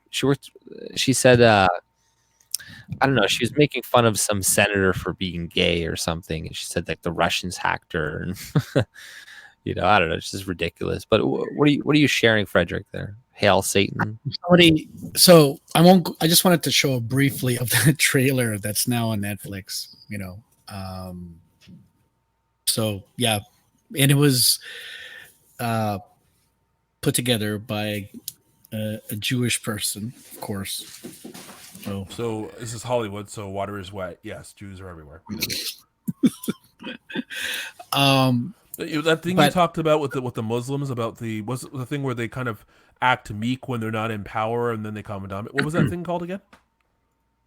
Oh, I forgot the rule, but like when in small numbers, act as a victim. But when you amass a group, a large contingency of people and believers, then you go on the offensive, right? Right. So the Jews must have something equivalent because they do the same thing. There's a word for it, and I can't remember. I can look it up, but there is a word for it. It's like a rule, like tekiah. But I just thought I'd play this because someone in the chat look up this trailer. I mean, TV's garbage. Please don't watch it. Read more, research more. But yeah, that's it from my side. Quite significant. So I'm a little bit opposite of how AJ feels about Scheer with meeting with the imams. We should know by now what's happening, right? Because all you need to do is look in the UK to see what's happening. Or in Germany or in other places. No, I'm not. I don't say that they're not getting a rule or they're not taking control. I'm saying that the video itself was not what I didn't think it was any like bombshell or anything like that. Is what I'm saying. I don't think he said anything that crazy or that like he said political pandering shit that he didn't really promise anything. You know, he didn't say I'm going to change a law. He didn't say anything like that. You know, so you cut out when I was going over it, but yeah, like don't get me wrong. Obviously, Islam is a problem. You know, diversity is a problem. You know, like yeah, but Islam for sure is definitely a problem, and I don't trust Andrew Scheer. And clearly, you see him pandering to Muslims and shit, which isn't good. And but yeah, I'm just saying the video itself, I thought it was going to be like worse, is what I'm saying. But either way, I'm still not voting for Andrew Scheer. Yeah, and I still think he's still like I was saying to Chris before, he's kind of just resolved himself to pandering to immigrants and the minority groups instead of the rest of Canada and playing on the populist vote and agenda, right? When was Scheer at a Christian church and listening to the faith speakers about their concerns and their concerns for the growing hatred towards Christians? Well, no, but that would mean that he'd be talking to people like Charles McVady, and that's a hate group. The Canada Christian College and whatnot, that's a hate group. He wouldn't be associated with those people. No, no, absolutely not. No, so I mean, when I saw this, I saw what you saw, Fred, and yes, I see what you see, EJ. But also, I kind of looked at it from the perspective of we're getting an inside view of the kind of promises / not promises and pandering that these politicians do when they go and meet with these special interest groups. Like, I think we just got the camera in the room one time, but I mean, this kind of, oh no, I wouldn't do that, but this is what I would do. Or yeah, I can commit this to you. Absolutely, you need to address the issue of hatred towards Muslims. Yeah, so it's like yeah, absolutely, it's a big problem. If it's a problem for you, it's a problem for me. Here's what I'm gonna do. that. Okay, whatever makes you happy. Do I have your vote? Great. Next meeting. Like, this is the game that gets played. Will he do some of this stuff or not? I don't know. I hope he doesn't get anything. I don't know. I hope Trudeau doesn't get in. I don't know what's going to happen, but I feel like this is Look, kind of this is how you bring Islamists into the country, and then they get a certain legitimacy to bring in avenues. Like, don't forget, guys, last year in Pickering, there was a discussion by a Islamic builder wanted to build a community and not allow women, Western women in the community. And it raised such an issue in the Pickering community and Toronto community that he backed off. And the Toronto City Council had to get involved, and they backed away from that project. It was going to be an actual project in the Pickering area where they're going to have a Muslim community and no Western people would be allowed to come. Like, women had to be shawled up and shit like that. So you cannot take this shit lightly. And, here I just brought up another article, courtesy of Poopsie. Thanks, I'm not Poopsie. taking it lightly, but the problem, the issue I had was, like, you listen to the music, and it's like, do, do, do. And then they're clipping in parts of Islamists, which obviously are saying ridiculous shit, which obviously is bad. But I'm saying the video itself is not, like, that great. Okay, that's my point. Islam is bad. We need to look at it. We can't ignore it. We can't think it's that's why I'm not voting for Scheer. Because of shit like that, right? So I get you, man. I get you. It's a problem. We need to do it. My point was that the video itself, like, it's got like the music from the Terminator or something, and I'm thinking some revelation is going to be said, but he's like, oh, I have a problem with CRA too. Because he didn't say he's going to really do anything about CRA and not investigate Muslims. Like, they're investigating they're finding these associations with terrorists under the Trudeau's administration currently. Like, you know what I mean? They're disqualifying some of these charities. One was in 2017 under the Trudeau administration. So they're going to still do it under Andrew Scheer as well. So nothing's going to happen of that. But yeah, he's going to pander to Muslims and shit. And that's why I don't want to. He's pandering to minorities, and he's not talking about immigration, all the other shit that I want him to talk about. That's why I don't support Andrew Scheer, and I don't want to vote for him. Well, okay. I take it. I take that. I don't take that video as with a grain of salt. But I got to rewatch it because I missed some of this beginning of it. But I'm not saying I'm taking it with a grain of salt. Like, I don't know what stop recharacterizing what I'm saying. Like, it's saying that I didn't think it was. I understand. You're saying it's not a gotcha moment. Yeah, right. You know what I mean? Okay. Like, I already don't like Andrew Scheer. Like, that's more confirmation, I guess. But I didn't see anything that was like, whoa. But I got to rewatch it. I missed a part of it, a couple little parts of it. So maybe I missed some of and it was kind of low through some of it. And the subtitles were kind of a little confusing because they weren't keeping up with everything that being said. So I might have missed some stuff that was said. So I got to rewatch it again on my own. Well, here's something that courtesy of Poopsie in your Discord, Carol Bohim Kyle Senior Mosur got thrown out of the Conservative Party for speaking against Andrew Scheer's decision to not remove 5 political Islamists. Am I sharing? Sorry. No, you're not. Oh. Or AJ may have to change the screen around. Oh, okay. Yeah. There you go. Decision not to remove 5 political Islamists from the Conservative Party. They said they needed the votes and money, and my speaking against goes against the Conservative Constitution. In other words, don't question, don't think, don't object to their behavior, or all your patriotism, hard work to get them elected gives you no voice to speak your truth, you get the boot. Well, let's see that road goes both ways. You have a very large family spread in the news, far and wide.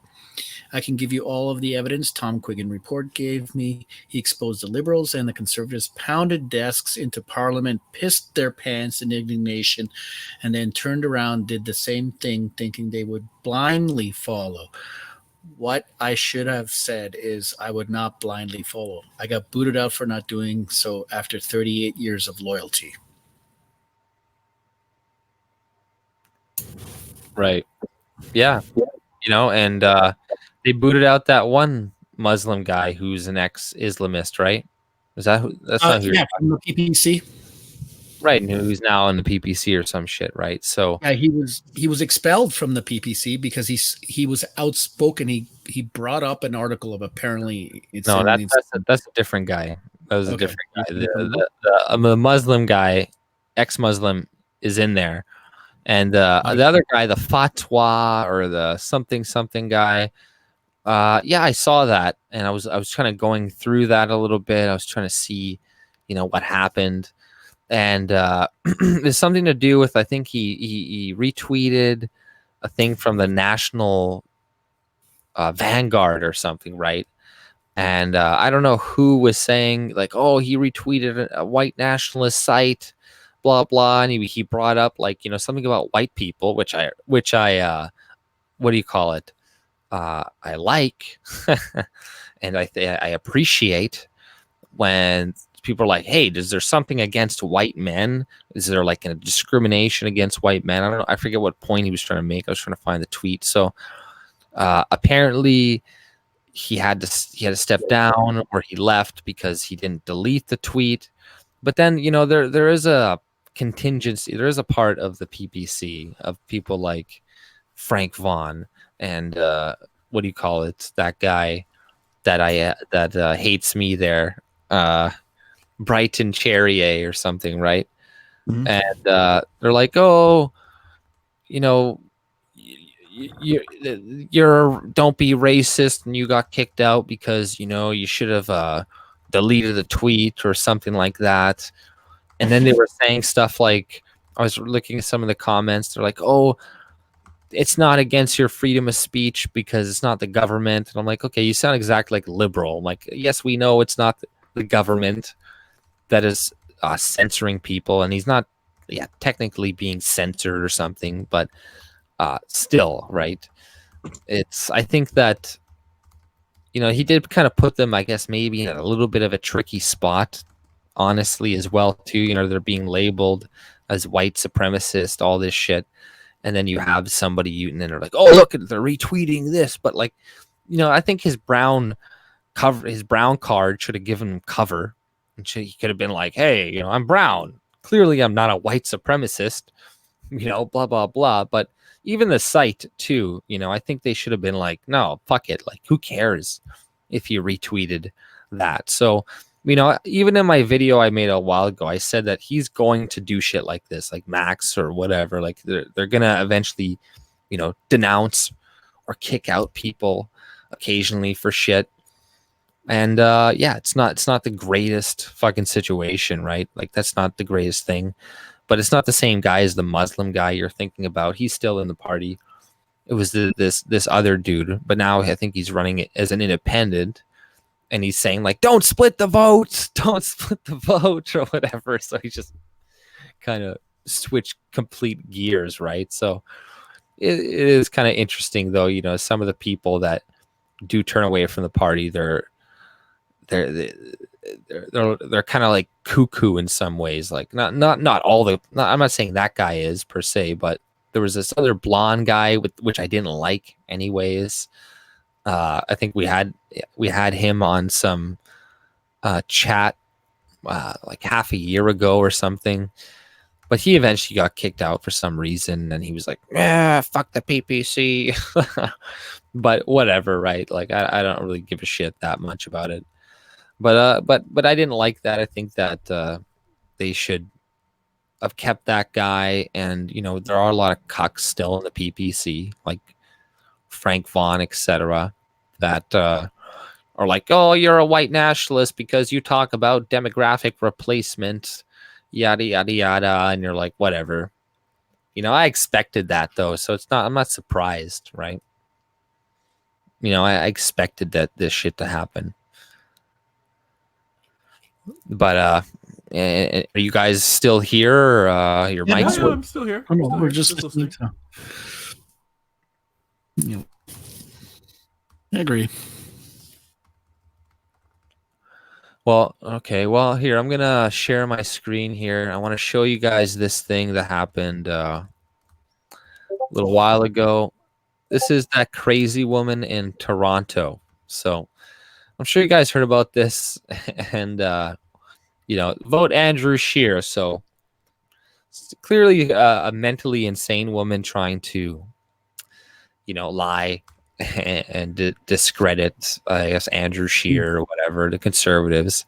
But she's not a fair-looking figure. Right. Well, I think she's a lunatic though, but but I don't even think that she was actually paid or whatever to do this. I think that it is Toronto. She's just crazy, and she probably is like, "Oh, I'm gonna do something, and I'm gonna make a difference."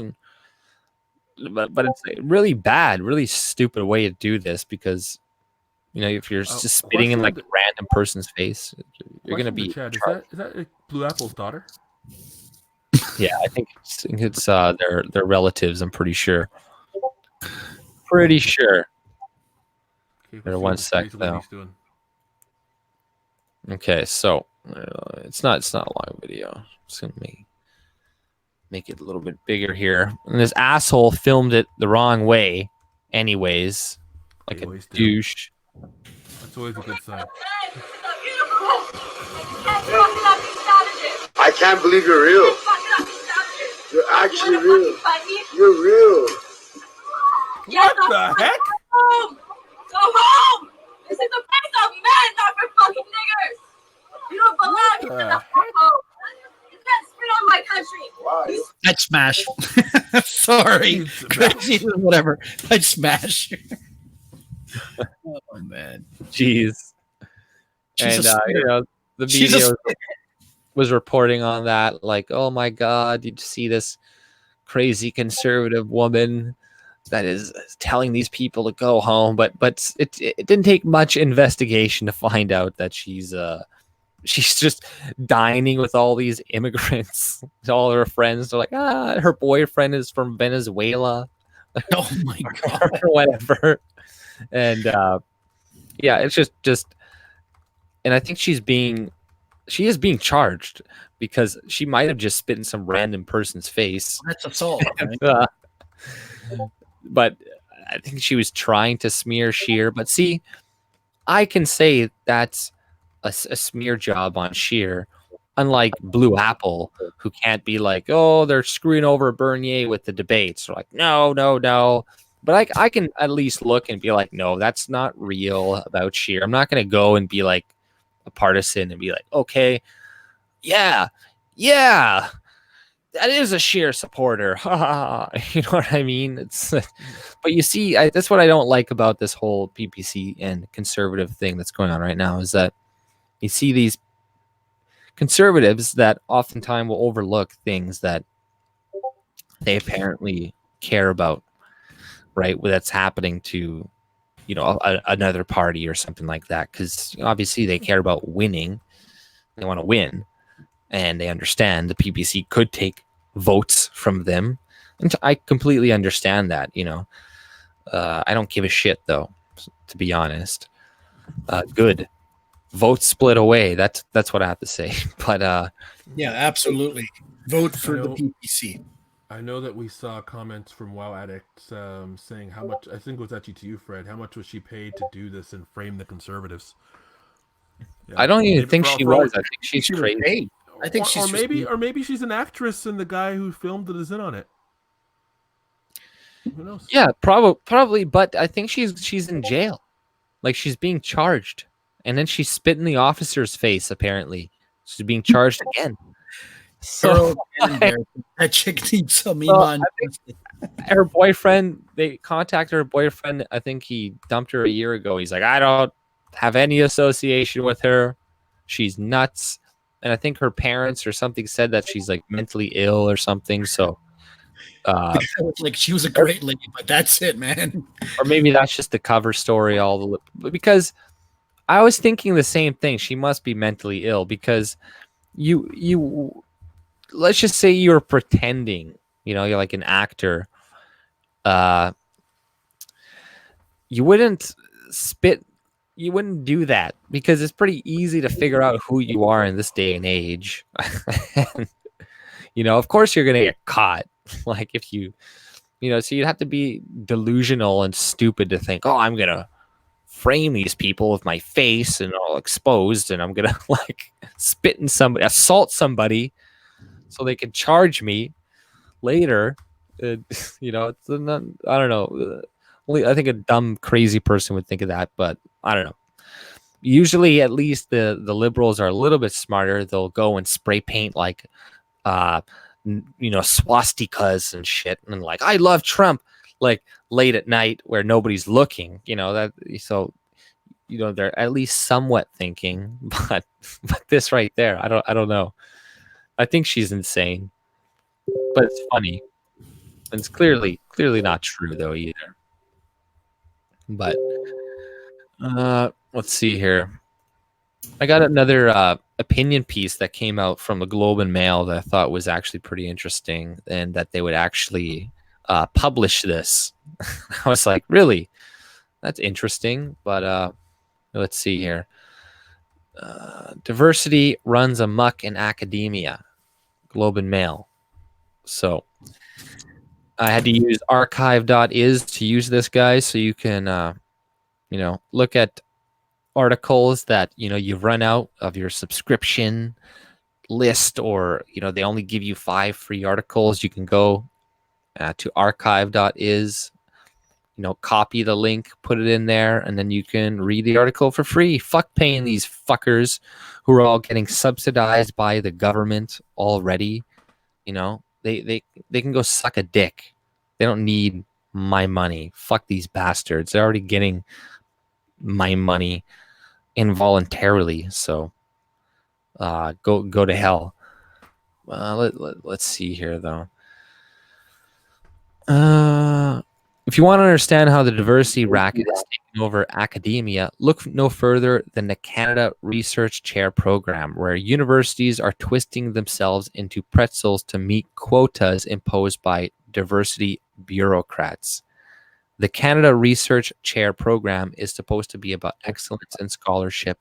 The aim of the program is to propel Canada into the first rank of research leaders in the world. They provide a lot of money, but since 2006, the program has focused increasingly on quotas.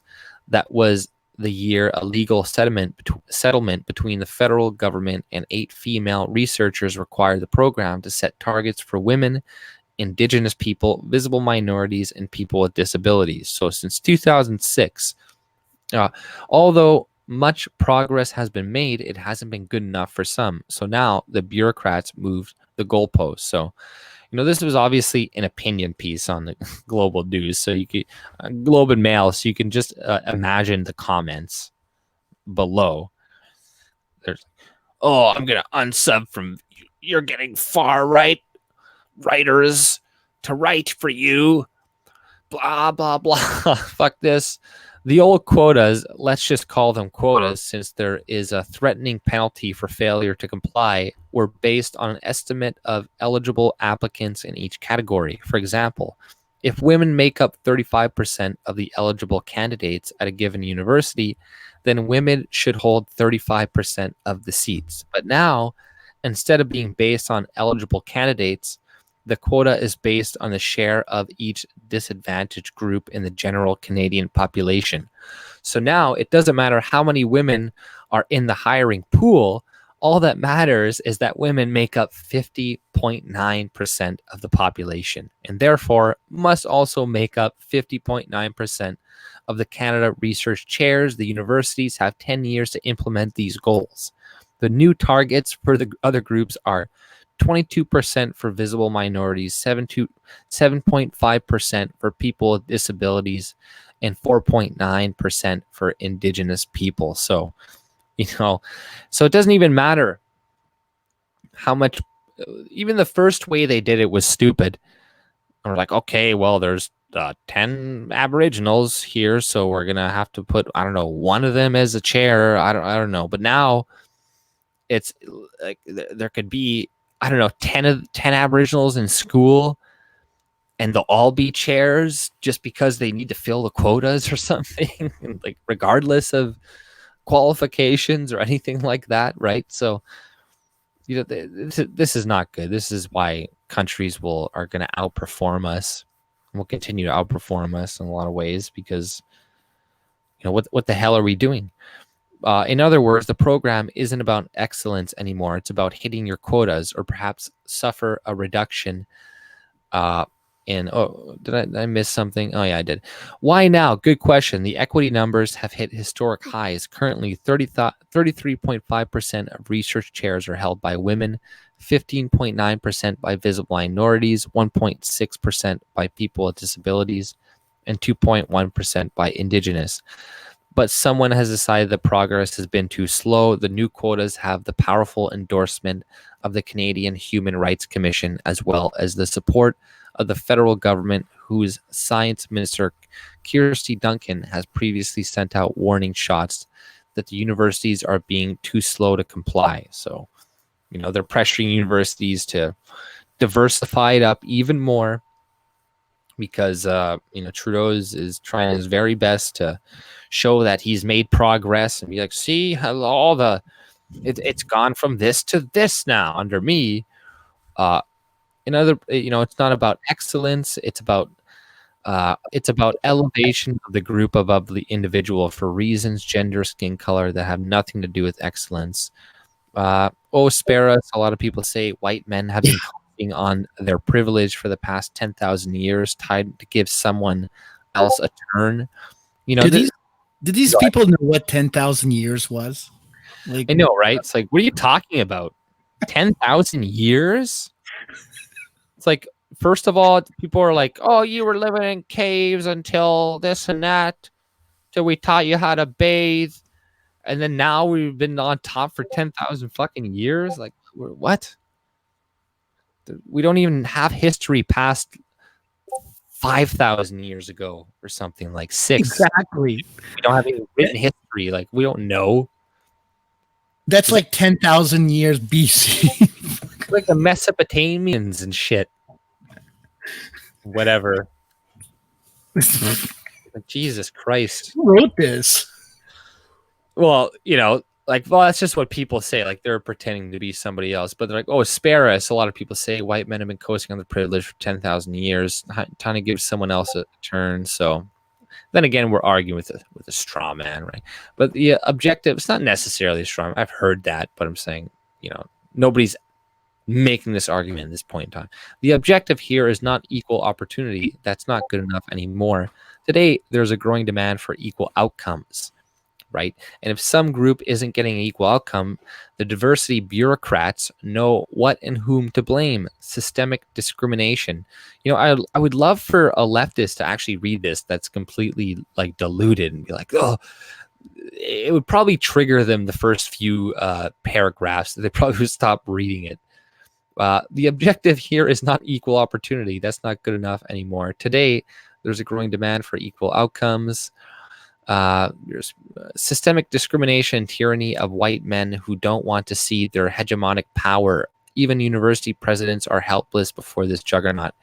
Could there be other reasons why these designated groups are lagging behind? There could, for example, why are women so underrepresented in hard sciences such as engineering, physics? The standard explanation is that gender, socialization, and unconscious bias scare women away. It's not what they want to do. Often they drop out of their own volition. Yeah, well, it says men and women are naturally different and different interests and aptitudes. A fact that's been established in the scientific literature. If anything, as one noted study in the scientific journals, found women's hiring applications beat out the men's by 2-1. As the researcher said, anti-female bias is academic hiring has ended. Right, so they're beating out men when it comes to hiring. So, but they want us to, I don't know, all quit too. So then the numbers bear out. I don't know. Then there is the troublesome issue at McGill University pointed out what a disability is and how to identify people who have one. As for Indigenous academics, it's safe to say the supply and demand problem is acute. Only about 0.5% of the general Canadian population have PhDs, and so the number of Indigenous people with PhDs is vanishingly small. At least one university has come up with an obvious solution: create more positions in Indigenous studies. So that's what they're going to do. That's what they do, is they just go and they create women's studies, this useless thing. So now they can say, oh, see, we've hired this many people and this many people. And then they wonder why the price of university goes up. Well, you're paying for a lot of staff that doesn't necessarily need to be there as well, because you're bloating the system with trying to fill your fucking quotas. This is what is happening in the Canadian educational system. And look at, a woman wrote it. So she has tits. We should believe her. Always believe women. That's what I'm told by liberals. Always believe. Let's see here. Let's check out the chat. Boss man. 1,000 years ago, he had a dinosaur privilege. Diversity comrades. Yeah, it's a whole industry, pretty much. The diversity industry. McGill. Yeah, I knew that was going to get Boss Man going there. I went to McGill. Nobody gives a shit. Marty the Martlet. Oh. Yeah. They made me think of UFC there. Marty McFly or something, I think his name was. Or this guy is giving this one fighter, Usman, Rasa Usman, a nickname, and the guy's like a Trump supporter. It's pretty funny. Colby Covington. I gotta find a video of that. It's pretty funny. Colby Covington. No. I don't want to see that actually right now. But I don't have too much else right now. Let's check out the chat here. Checking out the chat. Embarrassed. Do you want an update on Jessica Yaniv? Jessica Yaniv. Or do we want to avoid her completely? Or it's completely? Yeah, no, I don't want to talk about her. Good. She's just like ridiculous. I think that person's a troll. I'm not really too sure. Hey guys, can you hear me? Barely. Oh no, you're really low. Oh, all right. I was like, all right, can you hear me now? No. Wow. You're really low. Well, yeah, UFC 241 this weekend. That's right. Do you watch UFC? Yeah, I do. I haven't watched the card in a while, but me neither. This weekend. But I still watch like the post fights. Yeah. And some of the best part is the post fight stuff. The upcoming stuff and all the other stuff. Like you watch like MMA, I think Junkie, MMA World. There's a couple UFC things. You ever watch the Ariel Hawani show or something as well? Yeah. Usually some clips on YouTube. Oh, Cormier. Yeah. Oh, it's Stipe versus Cormier this weekend. Oh, yeah, my gosh. Right. Nate Diaz and Pettis. Oh man, okay, I gotta catch this. They got some good YouTubers. This one guy I think he's called like Mixed Molly something, and then there's a couple Mind Mash, and a couple other like kind of UFC analyzer type videos, and one of them was doing analyzing rematches, like title fight rematches, and how many people have won title fight rematches, right? When like the how many times the contender has won. And only once has the contender ever won a rematch fight for the title, right? Huh. So the odds aren't looking good for Stipe, to be honest, when it comes to a rematch title, right? So if you're just looking at these statistics, Sorry. Yeah, I but don't yeah, know. It's one of those things where it's like I don't know how much heart. I don't know how much Cormier is really into it. Like that whole thing that went a little while ago. And actually, if you let me share my screen, we might as well just run through the card. I don't know how much Cormier actually, his heart is actually into it. Like the whole thing where he gave up his belt to John Jones, the middleweight belt or something, where he gave it up, and I was like, what are you doing? Like he's just in his head. well, so he's much. never lost at heavyweight. Yeah, that's true. That's true, and this is a heavyweight fight, but I mean, Stipe is Stipe. So we'll see what happens. Yeah. Yeah, but you know, like And he's if already lost. Go ahead. Sorry, go ahead. He's already lost to him once. Yeah. You know what I mean? And I think then- I would bet on DC because just because of you know, that factor, and then that other video I watched with all the the numbers where they're like, you know, of the title fights, of the 13 that they analyzed or something, like only one person has, not to say that he can't defy, you know, it's not crazy odds really, but who knows, right? Yeah. It'd be cool. Hopefully it lasts longer than one round and stuff, but there have been some pretty good fights lately, you know, like did you watch that Ben Askren knockout thing? Yeah, that flying, was that a fly? I'm trying to remember. Was that a flying knee or like the flying punch or Yeah, something? that's pretty That was sweet. incredible. That was pretty sweet. Yeah. And then No. apparently Diaz is on this one. Nate Diaz, and actually Fred is trying to get back in. There he is. And Diaz is. Oh right. Basically, I think if he wins this fight, I think he wants McGregor. But what's going on with Conor? Like we haven't seen this guy in. Was this last fight the Mayweather thing, or did he fight since? He fought Khabib. Oh right. Oh jeez. Oh my Khabib gosh, that won. annihilation. Right, like he's gonna fight. I don't know who's gonna fight, but he's probably gonna fight. You know, a couple people before he gets a shot at Khabib again, right? So, I don't think he wants anything to do with Khabib again. Frankly, Khabib is. Yeah, we were talking about the Muslims earlier, and it's like, Khabib takes it very seriously. He's like, you made fun of my faith, you made fun of my family, you made fun of all this stuff. He was out for blood. So Conor is like in the ring, in the octagon, saying, "I'm sorry, man. I was just joking around." A bit of a prick, right? He threw that chair at that bus and injured a few people. He is. He deserved everything he got in that fight. Frankly, even without the face. I don't know he what's was going being a on with dick. that guy. Yeah, he's a mess. So, fuck him. But we'll see what Stipe. happens. Yeah, your Stipe. countryman there, Fred, Mr. Miocic. Miocic, not Miocic. Miocic. Oh. Okay, all right. yeah. Does anybody want to bet money on who's gonna win? Okay, I won't bet money, but I'll back Daniel Cormier any day. I'll give him the benefit of the doubt. Oh, fuck you. All right, I bet $5. AJ will hold the money for us. I bet $5 on Cormier. Drop kick you.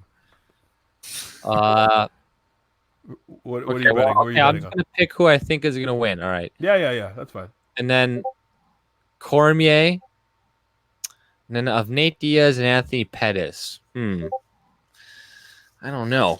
That's gonna be a tough one because, like, you know, Nate Diaz has that reach, and that boxing ability, you know, and that endurance that you can keep going and just keep, you know. Yeah. And but Anthony Pettis is really athletic and shit, but he definitely, he's not as long, although he's long with the kicks and stuff, right? But I think it's going to be a close fight. I think that you know, if it is a win, it's probably going to be Pettis by decision. And then I think that one is probably going to be the best fight of the night. I'm going to call that, and I believe it's just you can't count out Diaz for all the reasons you've given, and because he wants that McGregor rematch because of the payday. So I can see Diaz taking it, but I can see that one going either way. But if I had to pick one, I'd go with Diaz. Okay, so go ahead. What's the next one there? Yeah. And then Romero. I'm just gonna go with Yoel Romero. Yeah, me too. I don't know Paulo Costa, so I'll go with Yoel Romero. I know that guy's a beast. He's 40 years old. Yeah. And then Gabriel Benitez and Sodiq Youssef. Yeah. I think I might have seen a Sadiq guy. I think he's pretty good. I'm gonna go with Sadiq. Sure. Ian And, Heinisch, Brunson and- Derek yeah. Brunson. That guy I'll go looks with the like one he's that's- Eastern European. Yeah, I'll go with the one that's higher ranked. So that's go because I don't know any of these guys. So I'll say I'll go with Derek Brunson in this case since he's got the higher rank. But I don't know any of these guys. Right. What's their ranking? Brunson is 8. Yeah, Brunson is 8, and Ian Heinsick. Fred, how do you pronounce that? That's from your part of the world. Hench. Okay, I was joking, but thanks. So he's number 10. Okay, so they're pretty close in ranking, though. Mm-hmm. Right. Yeah, I don't know anything about them, so yeah, I'd have to like rock paper scissors it, and I'll go with the Ian guy just to go opposite. So sure, that's fine. We'll remember that, just so we can see tomorrow or Saturday who's right. Yeah, well, I think it'll be the shows are usually later. Like this show's in Anaheim, California, and usually they start at 10 Eastern. Right. Yeah, so we'll be kind of midstream when it starts. So we'll probably be able to watch cover some of it during the stream, and then the main event will probably happen long after we're done. Well, can we watch? Can you watch this on ESPN now or something, or do you have to get like an ESPN subscription? You can watch the fights, or you still have to pay for. I know in the US they have the ESPN subscription. I think in Canada you can go on the UFC website and pay for it. Even on ESPN's thing, you still have to pay for the fight separate from for the big cards. You just pay for the fight separate from the subscription. So it's like an additional $50 or $60 on top of the whatever you're paying. But where do you stream it? So what you do is you go on Reddit or you go to MMA streams on Reddit. No, Maiden. Where's Maiden? She says she streams it for free. I'm telling you one place you can do it is if you go on Reddit to MMA streams. You can usually they have a few links there. They have like any sport like hockey streams, NHL streams, NBA. Chris and I watch it all the time together. Yeah. So that's how I stream it. Is I do it that way in 1080p, like great quality. Really, guys, live.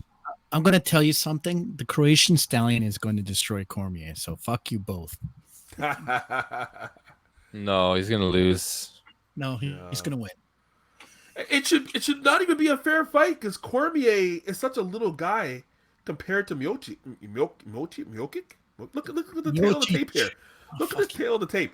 5'11" is Cormier.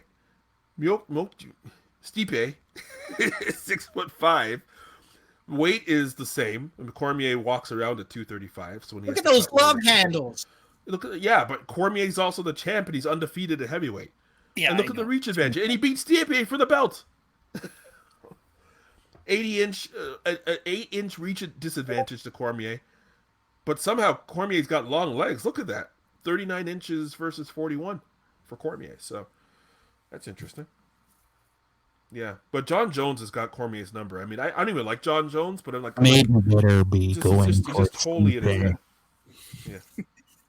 Maiden, if you're not going for Stipe, I'm disappointed in you. No, man. DC all day. You had to go with Daniel Cormier. Got to root for this guy. Fuck Daniel.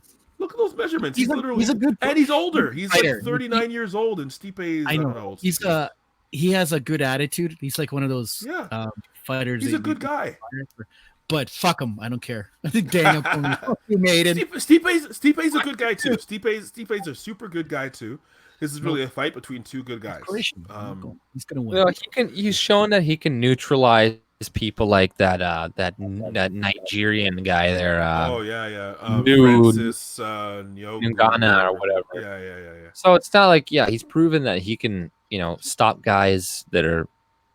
And the thing is, Cormier, beat him with an overhand right. You know what I mean? Like it was kind of. He hasn't really taken people out like that before, right? It's kind of unexpected. So if there is a second fight, I think that Cormier will have an advantage at the very least because he's already won before. Like I said, the statistics, if the thing I was watching was accurate, right, and it was saying like just the likelihood of people winning rematches, title rematches is extremely low. That he's got an advantage, but I think it would last longer because Stipe is probably going to be a little bit more careful and have a little bit more respect getting up close to him, and potentially getting hit by another big overhand right or something like that, because he probably just wasn't expecting it. He's like, he doesn't do this, who knows, Yeah. but I think DC will most likely win. Yeah. This is a highlight clip from the first fight. It's only about a minute long, but yeah.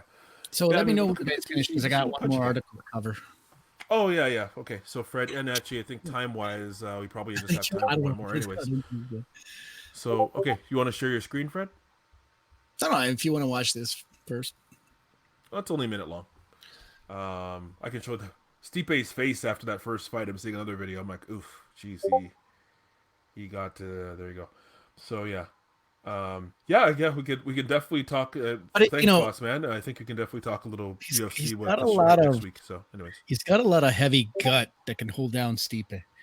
So. Yeah, but see the thing when Cormier's fought, like Cormier is the kind of guy who walks around at this weight. Like this isn't the toughest thing for fighters that I hear is the weight cut.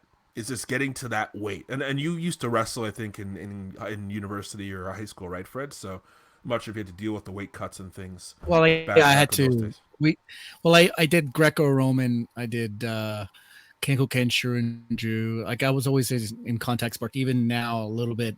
I'm not going as frequently as I used to. Yeah. I go to the mixed martial arts club around your corner. Yeah.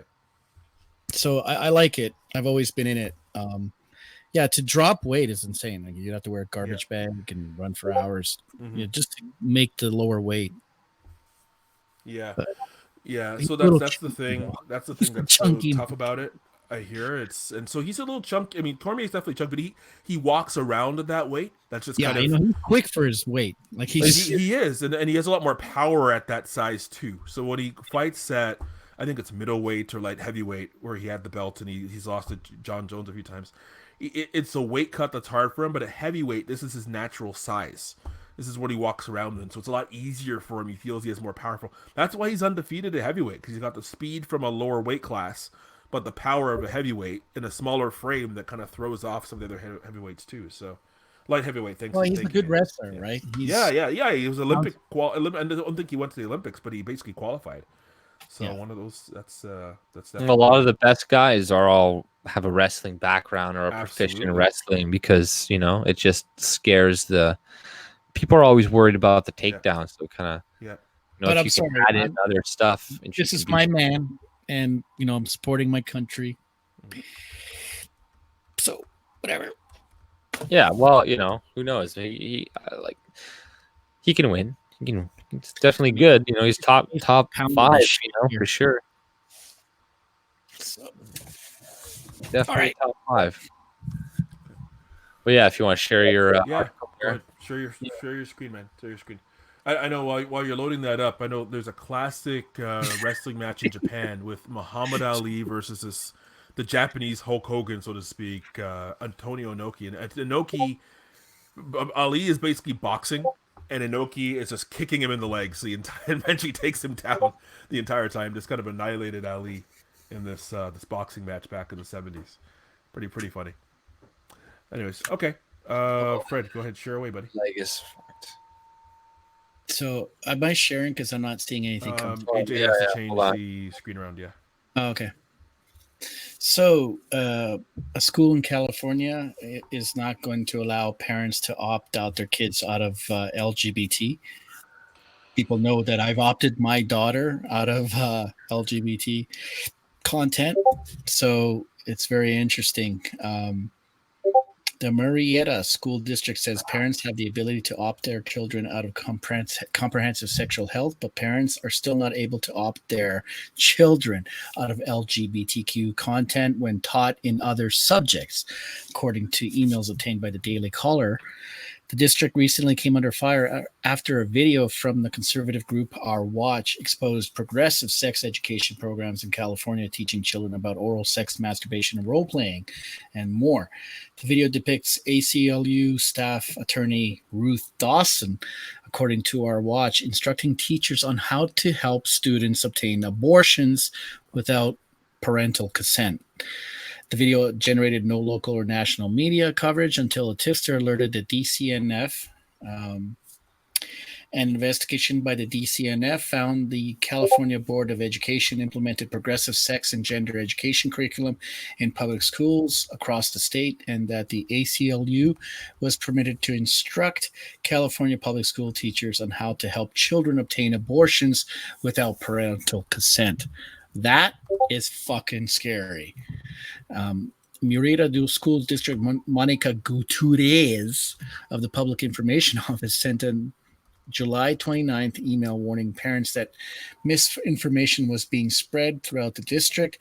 President of Our Watch, Pastor Tim Thompson, said the misinformation Gutierrez was referring to was the Our Watch. Yeah, well, a Mexican. The email goes as such. I'm writing to inform you this morning because the inaccuracies and false information regarding comprehensive sexual health education is once again propagating in our community. In the email to a group she referred to as key communicators obtained by the DCNF, she did not respond to multiple requests for a comment.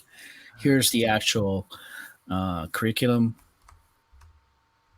So, and then they also have a video, which is quite interesting. Let's see if it plays. This is Our Watch. I would like to read to you a definition that I came up with. This definition is for what a sanctuary school district is. The term sanctuary school district refers to municipal jurisdictions in the United States of America that limit their cooperation with the state government's effort to impose laws that usurp the authority of parents in their children's lives, or to impose an ideology that is contrary to a family's core values through state-mandated educational policies. Leaders of sanctuary school districts say that they want to reduce governmental control over families and empower parents and legal guardians to exercise the fundamental rights given by their creator to determine who gets to speak into their children's lives and what that content will be. These heroic leaders enact district-wide policies ensuring parental rights, including notification to the parent or guardian of children leaving campus for any medical reason, including the seeking of an abortion, transgender therapy, or any other medical service.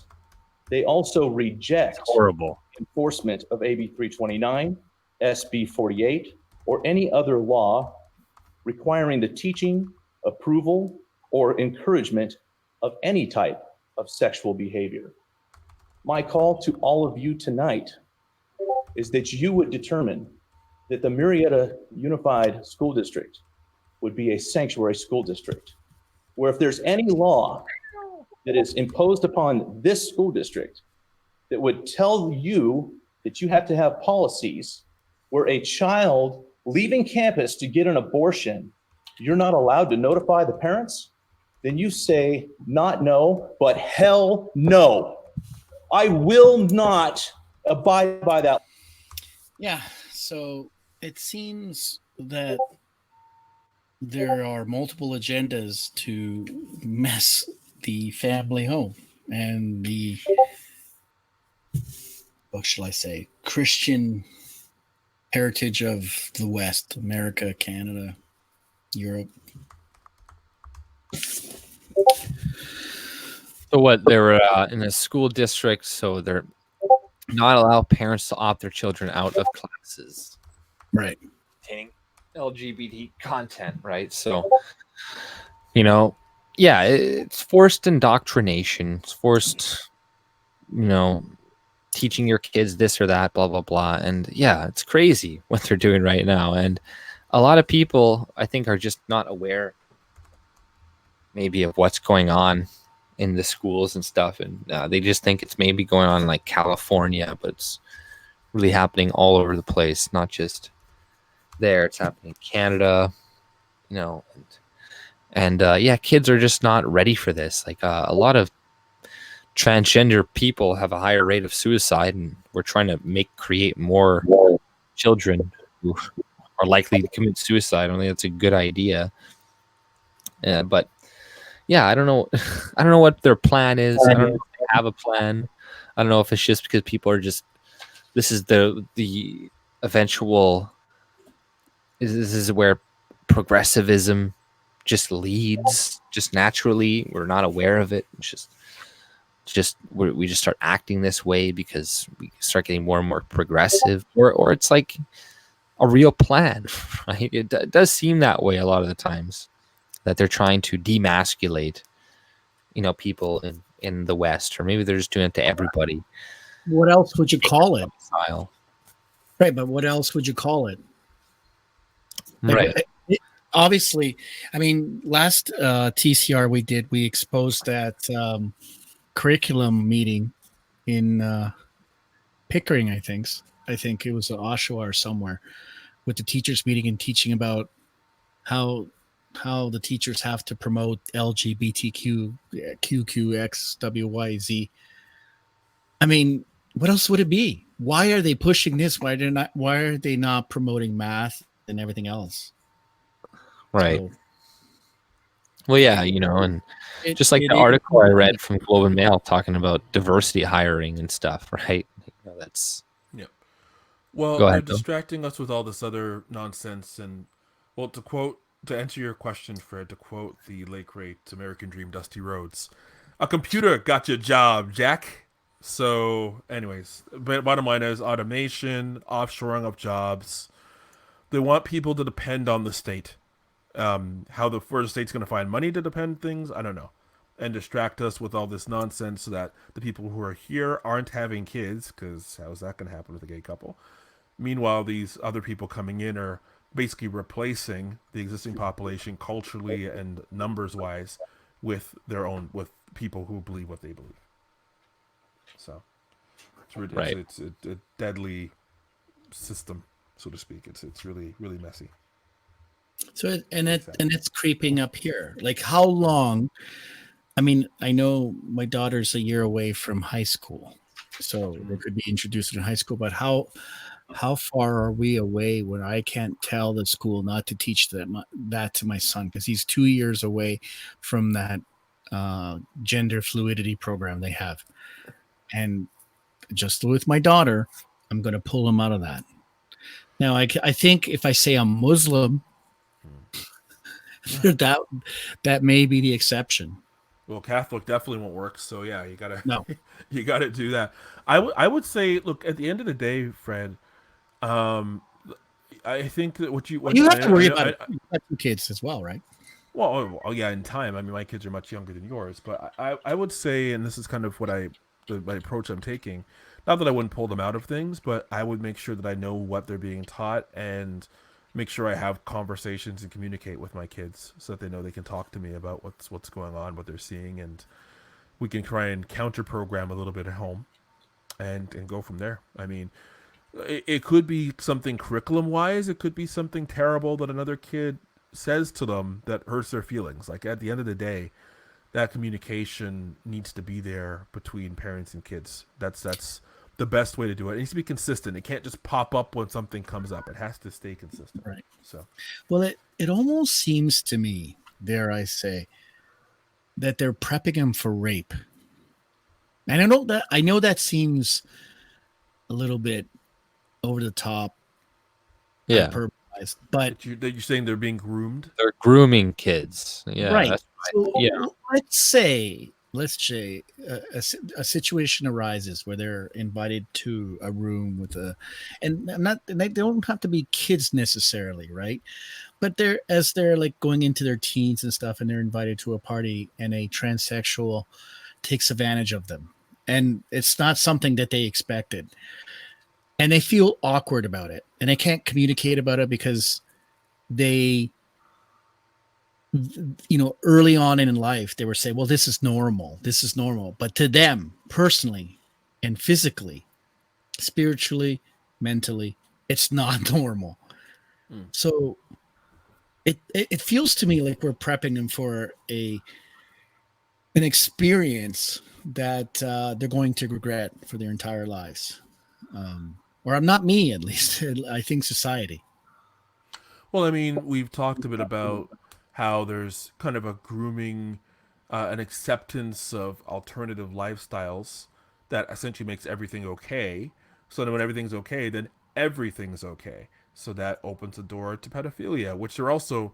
I mean, I've talked a bit about how important language and words are, and that's why you see so many times like something like irregular entrance into Canada versus illegal migrants or or economic migrants. No, they're irregular migrants. So things like that. This is one small example, but this careful rebranding of things. And I think you told us one a few weeks ago, Fred, about pedophilia, how they picked a new term for that to kind of throw people off the scent a little bit. But yeah, I don't know. There's just this young socialization, sexualization of kids. It's always been an issue in the West, but it's just supercharged in the last few years, and it's really disturbing. The gay pride parade flag is flying at full mast at my work, and it's a big, huge office, and it's still full mast. It's like full time flying. What is that representative of? Like, it's always pride somewhere. I've never seen something so obscure in modern humanity where we've progressed to such a degree. We've landed on the moon. We have supercomputers that can calculate other dimensions. We have a machine that can possibly open up another portal or a black hole, and yet we're still concerned about what we do with our cunts and dicks. Like, it's so bizarre. We should be beyond that. And that discussion of our self-importance based off our body parts. How low of a human being can you be to continually go, I'm proud because I'm gay? I don't walk around and feel proud because I'm heterosexual. There's nothing to be proud of. It almost falls like, I'm proud to be of this country. Why? Did you have a choice in it? Like, what did you do out of the ordinary, above and beyond, to have any pride in any sorts? So this focus on the primordial act that every organism does on this planet is really a dumbing down of the public, because if you're teaching kids to focus on sexual identity, and that's the only thing that defines them, their sexual identity, well, you've pretty much stupefied an entire nation. Yeah. It really does that whole movement a massive disservice to me when your identity is who you choose to sleep with, and that's how you define yourself, and you have to throw that out there. It's like, there's some shows I've seen lately. There's one called I'm watching on Netflix. It's actually a pretty good one. You should check it out, Fred. It's Another Space, I think. I don't have Netflix. I know, but you can download the shows on torrents. They're available there too. Another Space, I think they call it. Another something. I'll send it to you. It's a pretty cool sci-fi show. It stars Katie Sackhoff, I think, the girl who was Starbuck in Battlestar. Oh, right. They go to another. I downloaded that. Yeah. It's pretty good. You should check it out. Some things you won't like, I already know, but some things as a sci-fi concept, I think you'll like it. And there's a few gay characters on there, but they don't throw it around. It's like you get to know the person. It's like, oh yeah, my husband back home or something. And it's like, okay, so you see that they're a competent person, and yes, I know it's kind of subversive. I get that. But it's like, yes, I'm a competent person. I'm good at doing my job. I'm somebody you like to talk to. And oh, by the way, I get to know you a little bit better, and I get to know more about your personal life. Not like throwing that as the first thing you see about someone. It's like, okay, great, but are you an ass? Like, are you a nice person? Are you anything like that? I think it does them a disservice by throwing that right out in front of folks. But anyways, Well, okay, so I did a binge of The Boys by the AJ. Great show. I suggest you download it. the Boys on Boys. Amazon. Yeah. Okay. Yeah. Well, you know, I know you downloaded it, but it's on Amazon Prime. Yeah. right. So, but there are very interesting subtleties in that show that I'm surprised Black Pilled hasn't picked up, because, for example, most of the characters, if you've seen the show, Chris or AJ, are single parents. The main character in the boys clique, to use Blue Apple's verbiage, they're all single parents. I mean, sorry, they're all people from single family homes, and the one main character, it's only him and his father, and the father is so demasculated. You know, he wears an old shawl, and he talks like an old woman. He's scared and skittish, very feminine.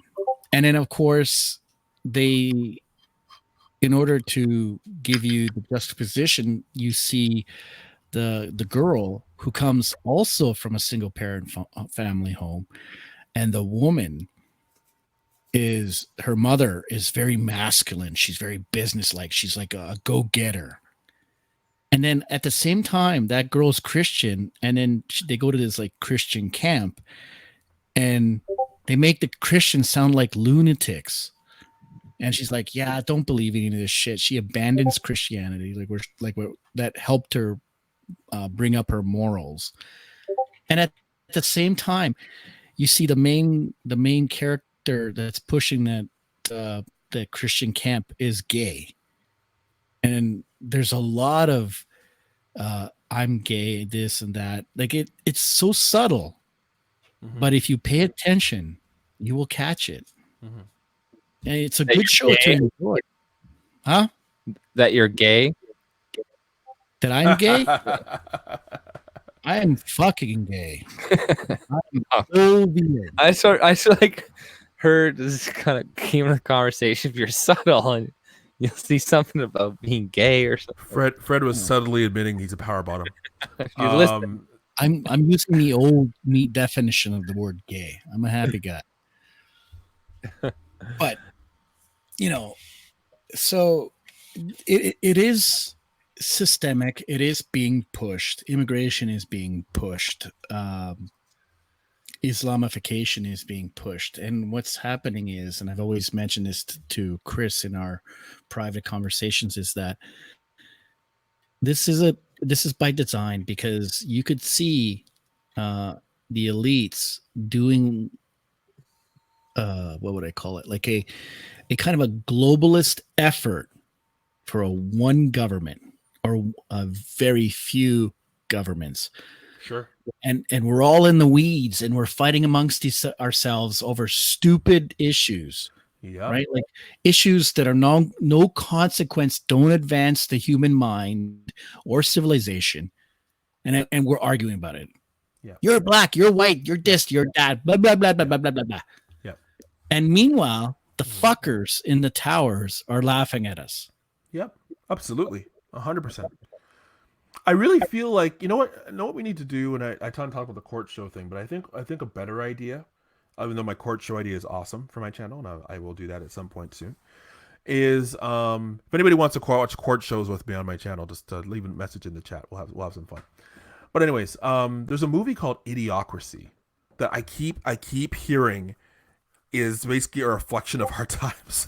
So I started watching a little bit today. It was pretty funny. I think we need to watch that, but we could do it as a watch along where we kind of watch it live, play the audio very, very quiet, but people are watching it at the same time that we're watching it live, so they can kind of follow along. Yeah, I've told people to watch that movie tons of times. I'm like, this is like a prophetic movie. I'm like, yeah, exactly. I'm looking forward to seeing President. It wasn't that great of a movie when it came out. It was like, no. eh. And then years later, like prophecy now. It's like prophecy. You're like, what the hell? Well, it was a movie made out of its time, right? Yeah, no, right. Exactly. That does happen, certainly. Certainly. Hey, Miss Bondi, welcome. It was made perfect, actually. You know, it was like, it wasn't made ahead of its time. I think it was just, we didn't know what because if they made it now, it's like, okay, well, yeah, you know, but I think, yeah, it was ahead of its time. Like, you know, you're right. But yeah, I guess I'm not really sure what I'm trying to get at. If I may, AJ, if you allow me for a few minutes to talk about the spirituality, what's causing all this. Humans, and I was speaking to my kids today, and I notice a lot of Chinese now getting ridiculous, stupid tattoos, like utterly fucking dumb, like just misplaced. What's the meaning of it? And just overall, everybody's getting tats and piercings and dish and shit, and you know, wearing tights so you can see what religion they are. It's all based on insecurity and a lack of measure. Those are my primary principles. I've told this to Chris for more than 15 years, right? My thing is, as long as I've known you, almost 20 years, definitely, is that people lack the ability to regulate themselves. The act of measure is a very humbling experience. So I go through times like where I'm a little bit insane. With my collecting, it gets overboard, and then I have to pull myself back and say, do I really need this shit? This dust collectors? What use, purpose does it do for me? How does it propel me? How does it make me a better human being, and better human being with relationships with others? So I have to continually mitigate and regulate, and this is the concept of the ego, the id, and the superego, right? The three are constantly working against each other, and the conscious act of regulating that is what makes us better. The problem is that we also have a high amount of insecurity. Now, there's a lot of these Chinese people, young kids, 20 somethings, you know, with laundered money that come into Canada. You know, the banks want them here because it's a great business for them, and they're driving around Lamborghinis and stuff. And you look into their eye, and you can see that they lack spirit. And I'm not talking in the sense of like a religious spirit, but I'm just talking they don't know themselves. So what they think is, I'll get into a Lamborghini and I'll pull up to a guy with just an average car and look at me, I got a Lamborghini. But who are you really showing off to? You're showing off to yourself, because deep down inside, you know that you're a little nobody and you're of nothing of worth. Like they said in the movie Fight Club, you're an all-knowing, all-seeing shit of the world. And people need to bring themselves a few notches down, because you know, we all have times where we're a little bit insecure. We need to, you know, feed the ego, and because we want to be relevant, right? We want to be listened to. We want people to respect us. So that lack of measure then puts us over the top. Like a lot of these kids, these millennials, I feel for them. And then no one's listening to them. They're kind of like a lost generation. They're more lost than the Gen Xers. We were really an angsty bunch. I mean, the whole grunge scene was because of that. Now, again, you know, humility is also born out of strife, right? You have to go through a little strife to have a kind of character. Things can't go easy for you all the time. You get lost. That's what happens with the Hollywood people. They're so disconnected from suffrage that they become complete assholes to it, right? Like everything's good for them. They have a waiter. They have someone looking after the baby. Life is way too fucking easy. And there are diseases of the rich, right? Eating foie gras and all of that other shit. Many diseases are born by wealth, and then in comes God, you might say, and resets a little bit. So it's really important that people practice a little humility every day, mitigate themselves, regulate themselves, And remember, who are you really in life? Because if you think you're so important because you got a big, huge bank account and you're a fucking driving a Lamborghini, in the bigger scheme of things, you still end up 6 feet under and food for worms. That's it. But, like you try to tell these people they're so far and beyond recognition that they're still just the all-seeing, all-knowing shit of the world. So that's all I wanted to say. And on that happy note, I think it's a good time to end the stream. We're all gonna die and burn in hell. Go to sleep, kids. Hopefully you wake up in the morning. Yeah, you're So, right. guys, hold on. Before we go for Saturday, because it's it's fight night. Do we want to do it on Saturday or Sunday? Because I think I'm gonna either you're gonna drop by or we're gonna go to your house, Chris, and watch the fight. Right? That's fine. Sure. So is Sunday okay then? Sunday should be fine for me. Okay, we could do it a little bit earlier too, right? On Sunday. AJ, how about you? Sunday, sure. Okay, that works for me. Okay, we can do kick Sunday. it off with a UFC review. But anyways, sure, we can do that. All right. So Sunday it is 9:30, and whose channel? So if people can know what they're gonna. It'll be my channel. My computer's going in tomorrow back for diagnostics to see what's causing. Are you sure you don't want to get through a stream on somebody else's channel without multiple crashes before you host again? Yeah, we could do it on yours then. We'll run it through Zoom. Okay, we can do it. Unless you want to do it on Sunday, AJ. I'm fine either way. But I have to let Daniel know, because we were talking. He was going to come on tonight, but he couldn't make the time. So trying to work out something for the weekend. Okay. Well, I mean, the Zoom link will be the same either way for him to connect. So okay. I can host it on my channel then. So folks, No problem. Sunday night, shall we say 9:30 Eastern? What time? You want to do it earlier, like 8:30? 8:30 might be a little tight for me, but I can probably swing something. So, AJ, that's what 7:30 for you. 7:30. Is that gonna work? On Sunday? Sunday. Yeah, that should work. There you go. So 7:30 a.m. on 7:30 p.m. Excuse me, p.m. on Sunday. So that's Central, or 8:30 p.m. Eastern time on Sunday on my channel, and I will post the event now. So it's going to be there, ready to go at that time. Yeah. Point Fire is so funny. He says, "Will my wife let me out?" She's kung fu fighting, practicing to go into Hong Kong. Anyway, what's that?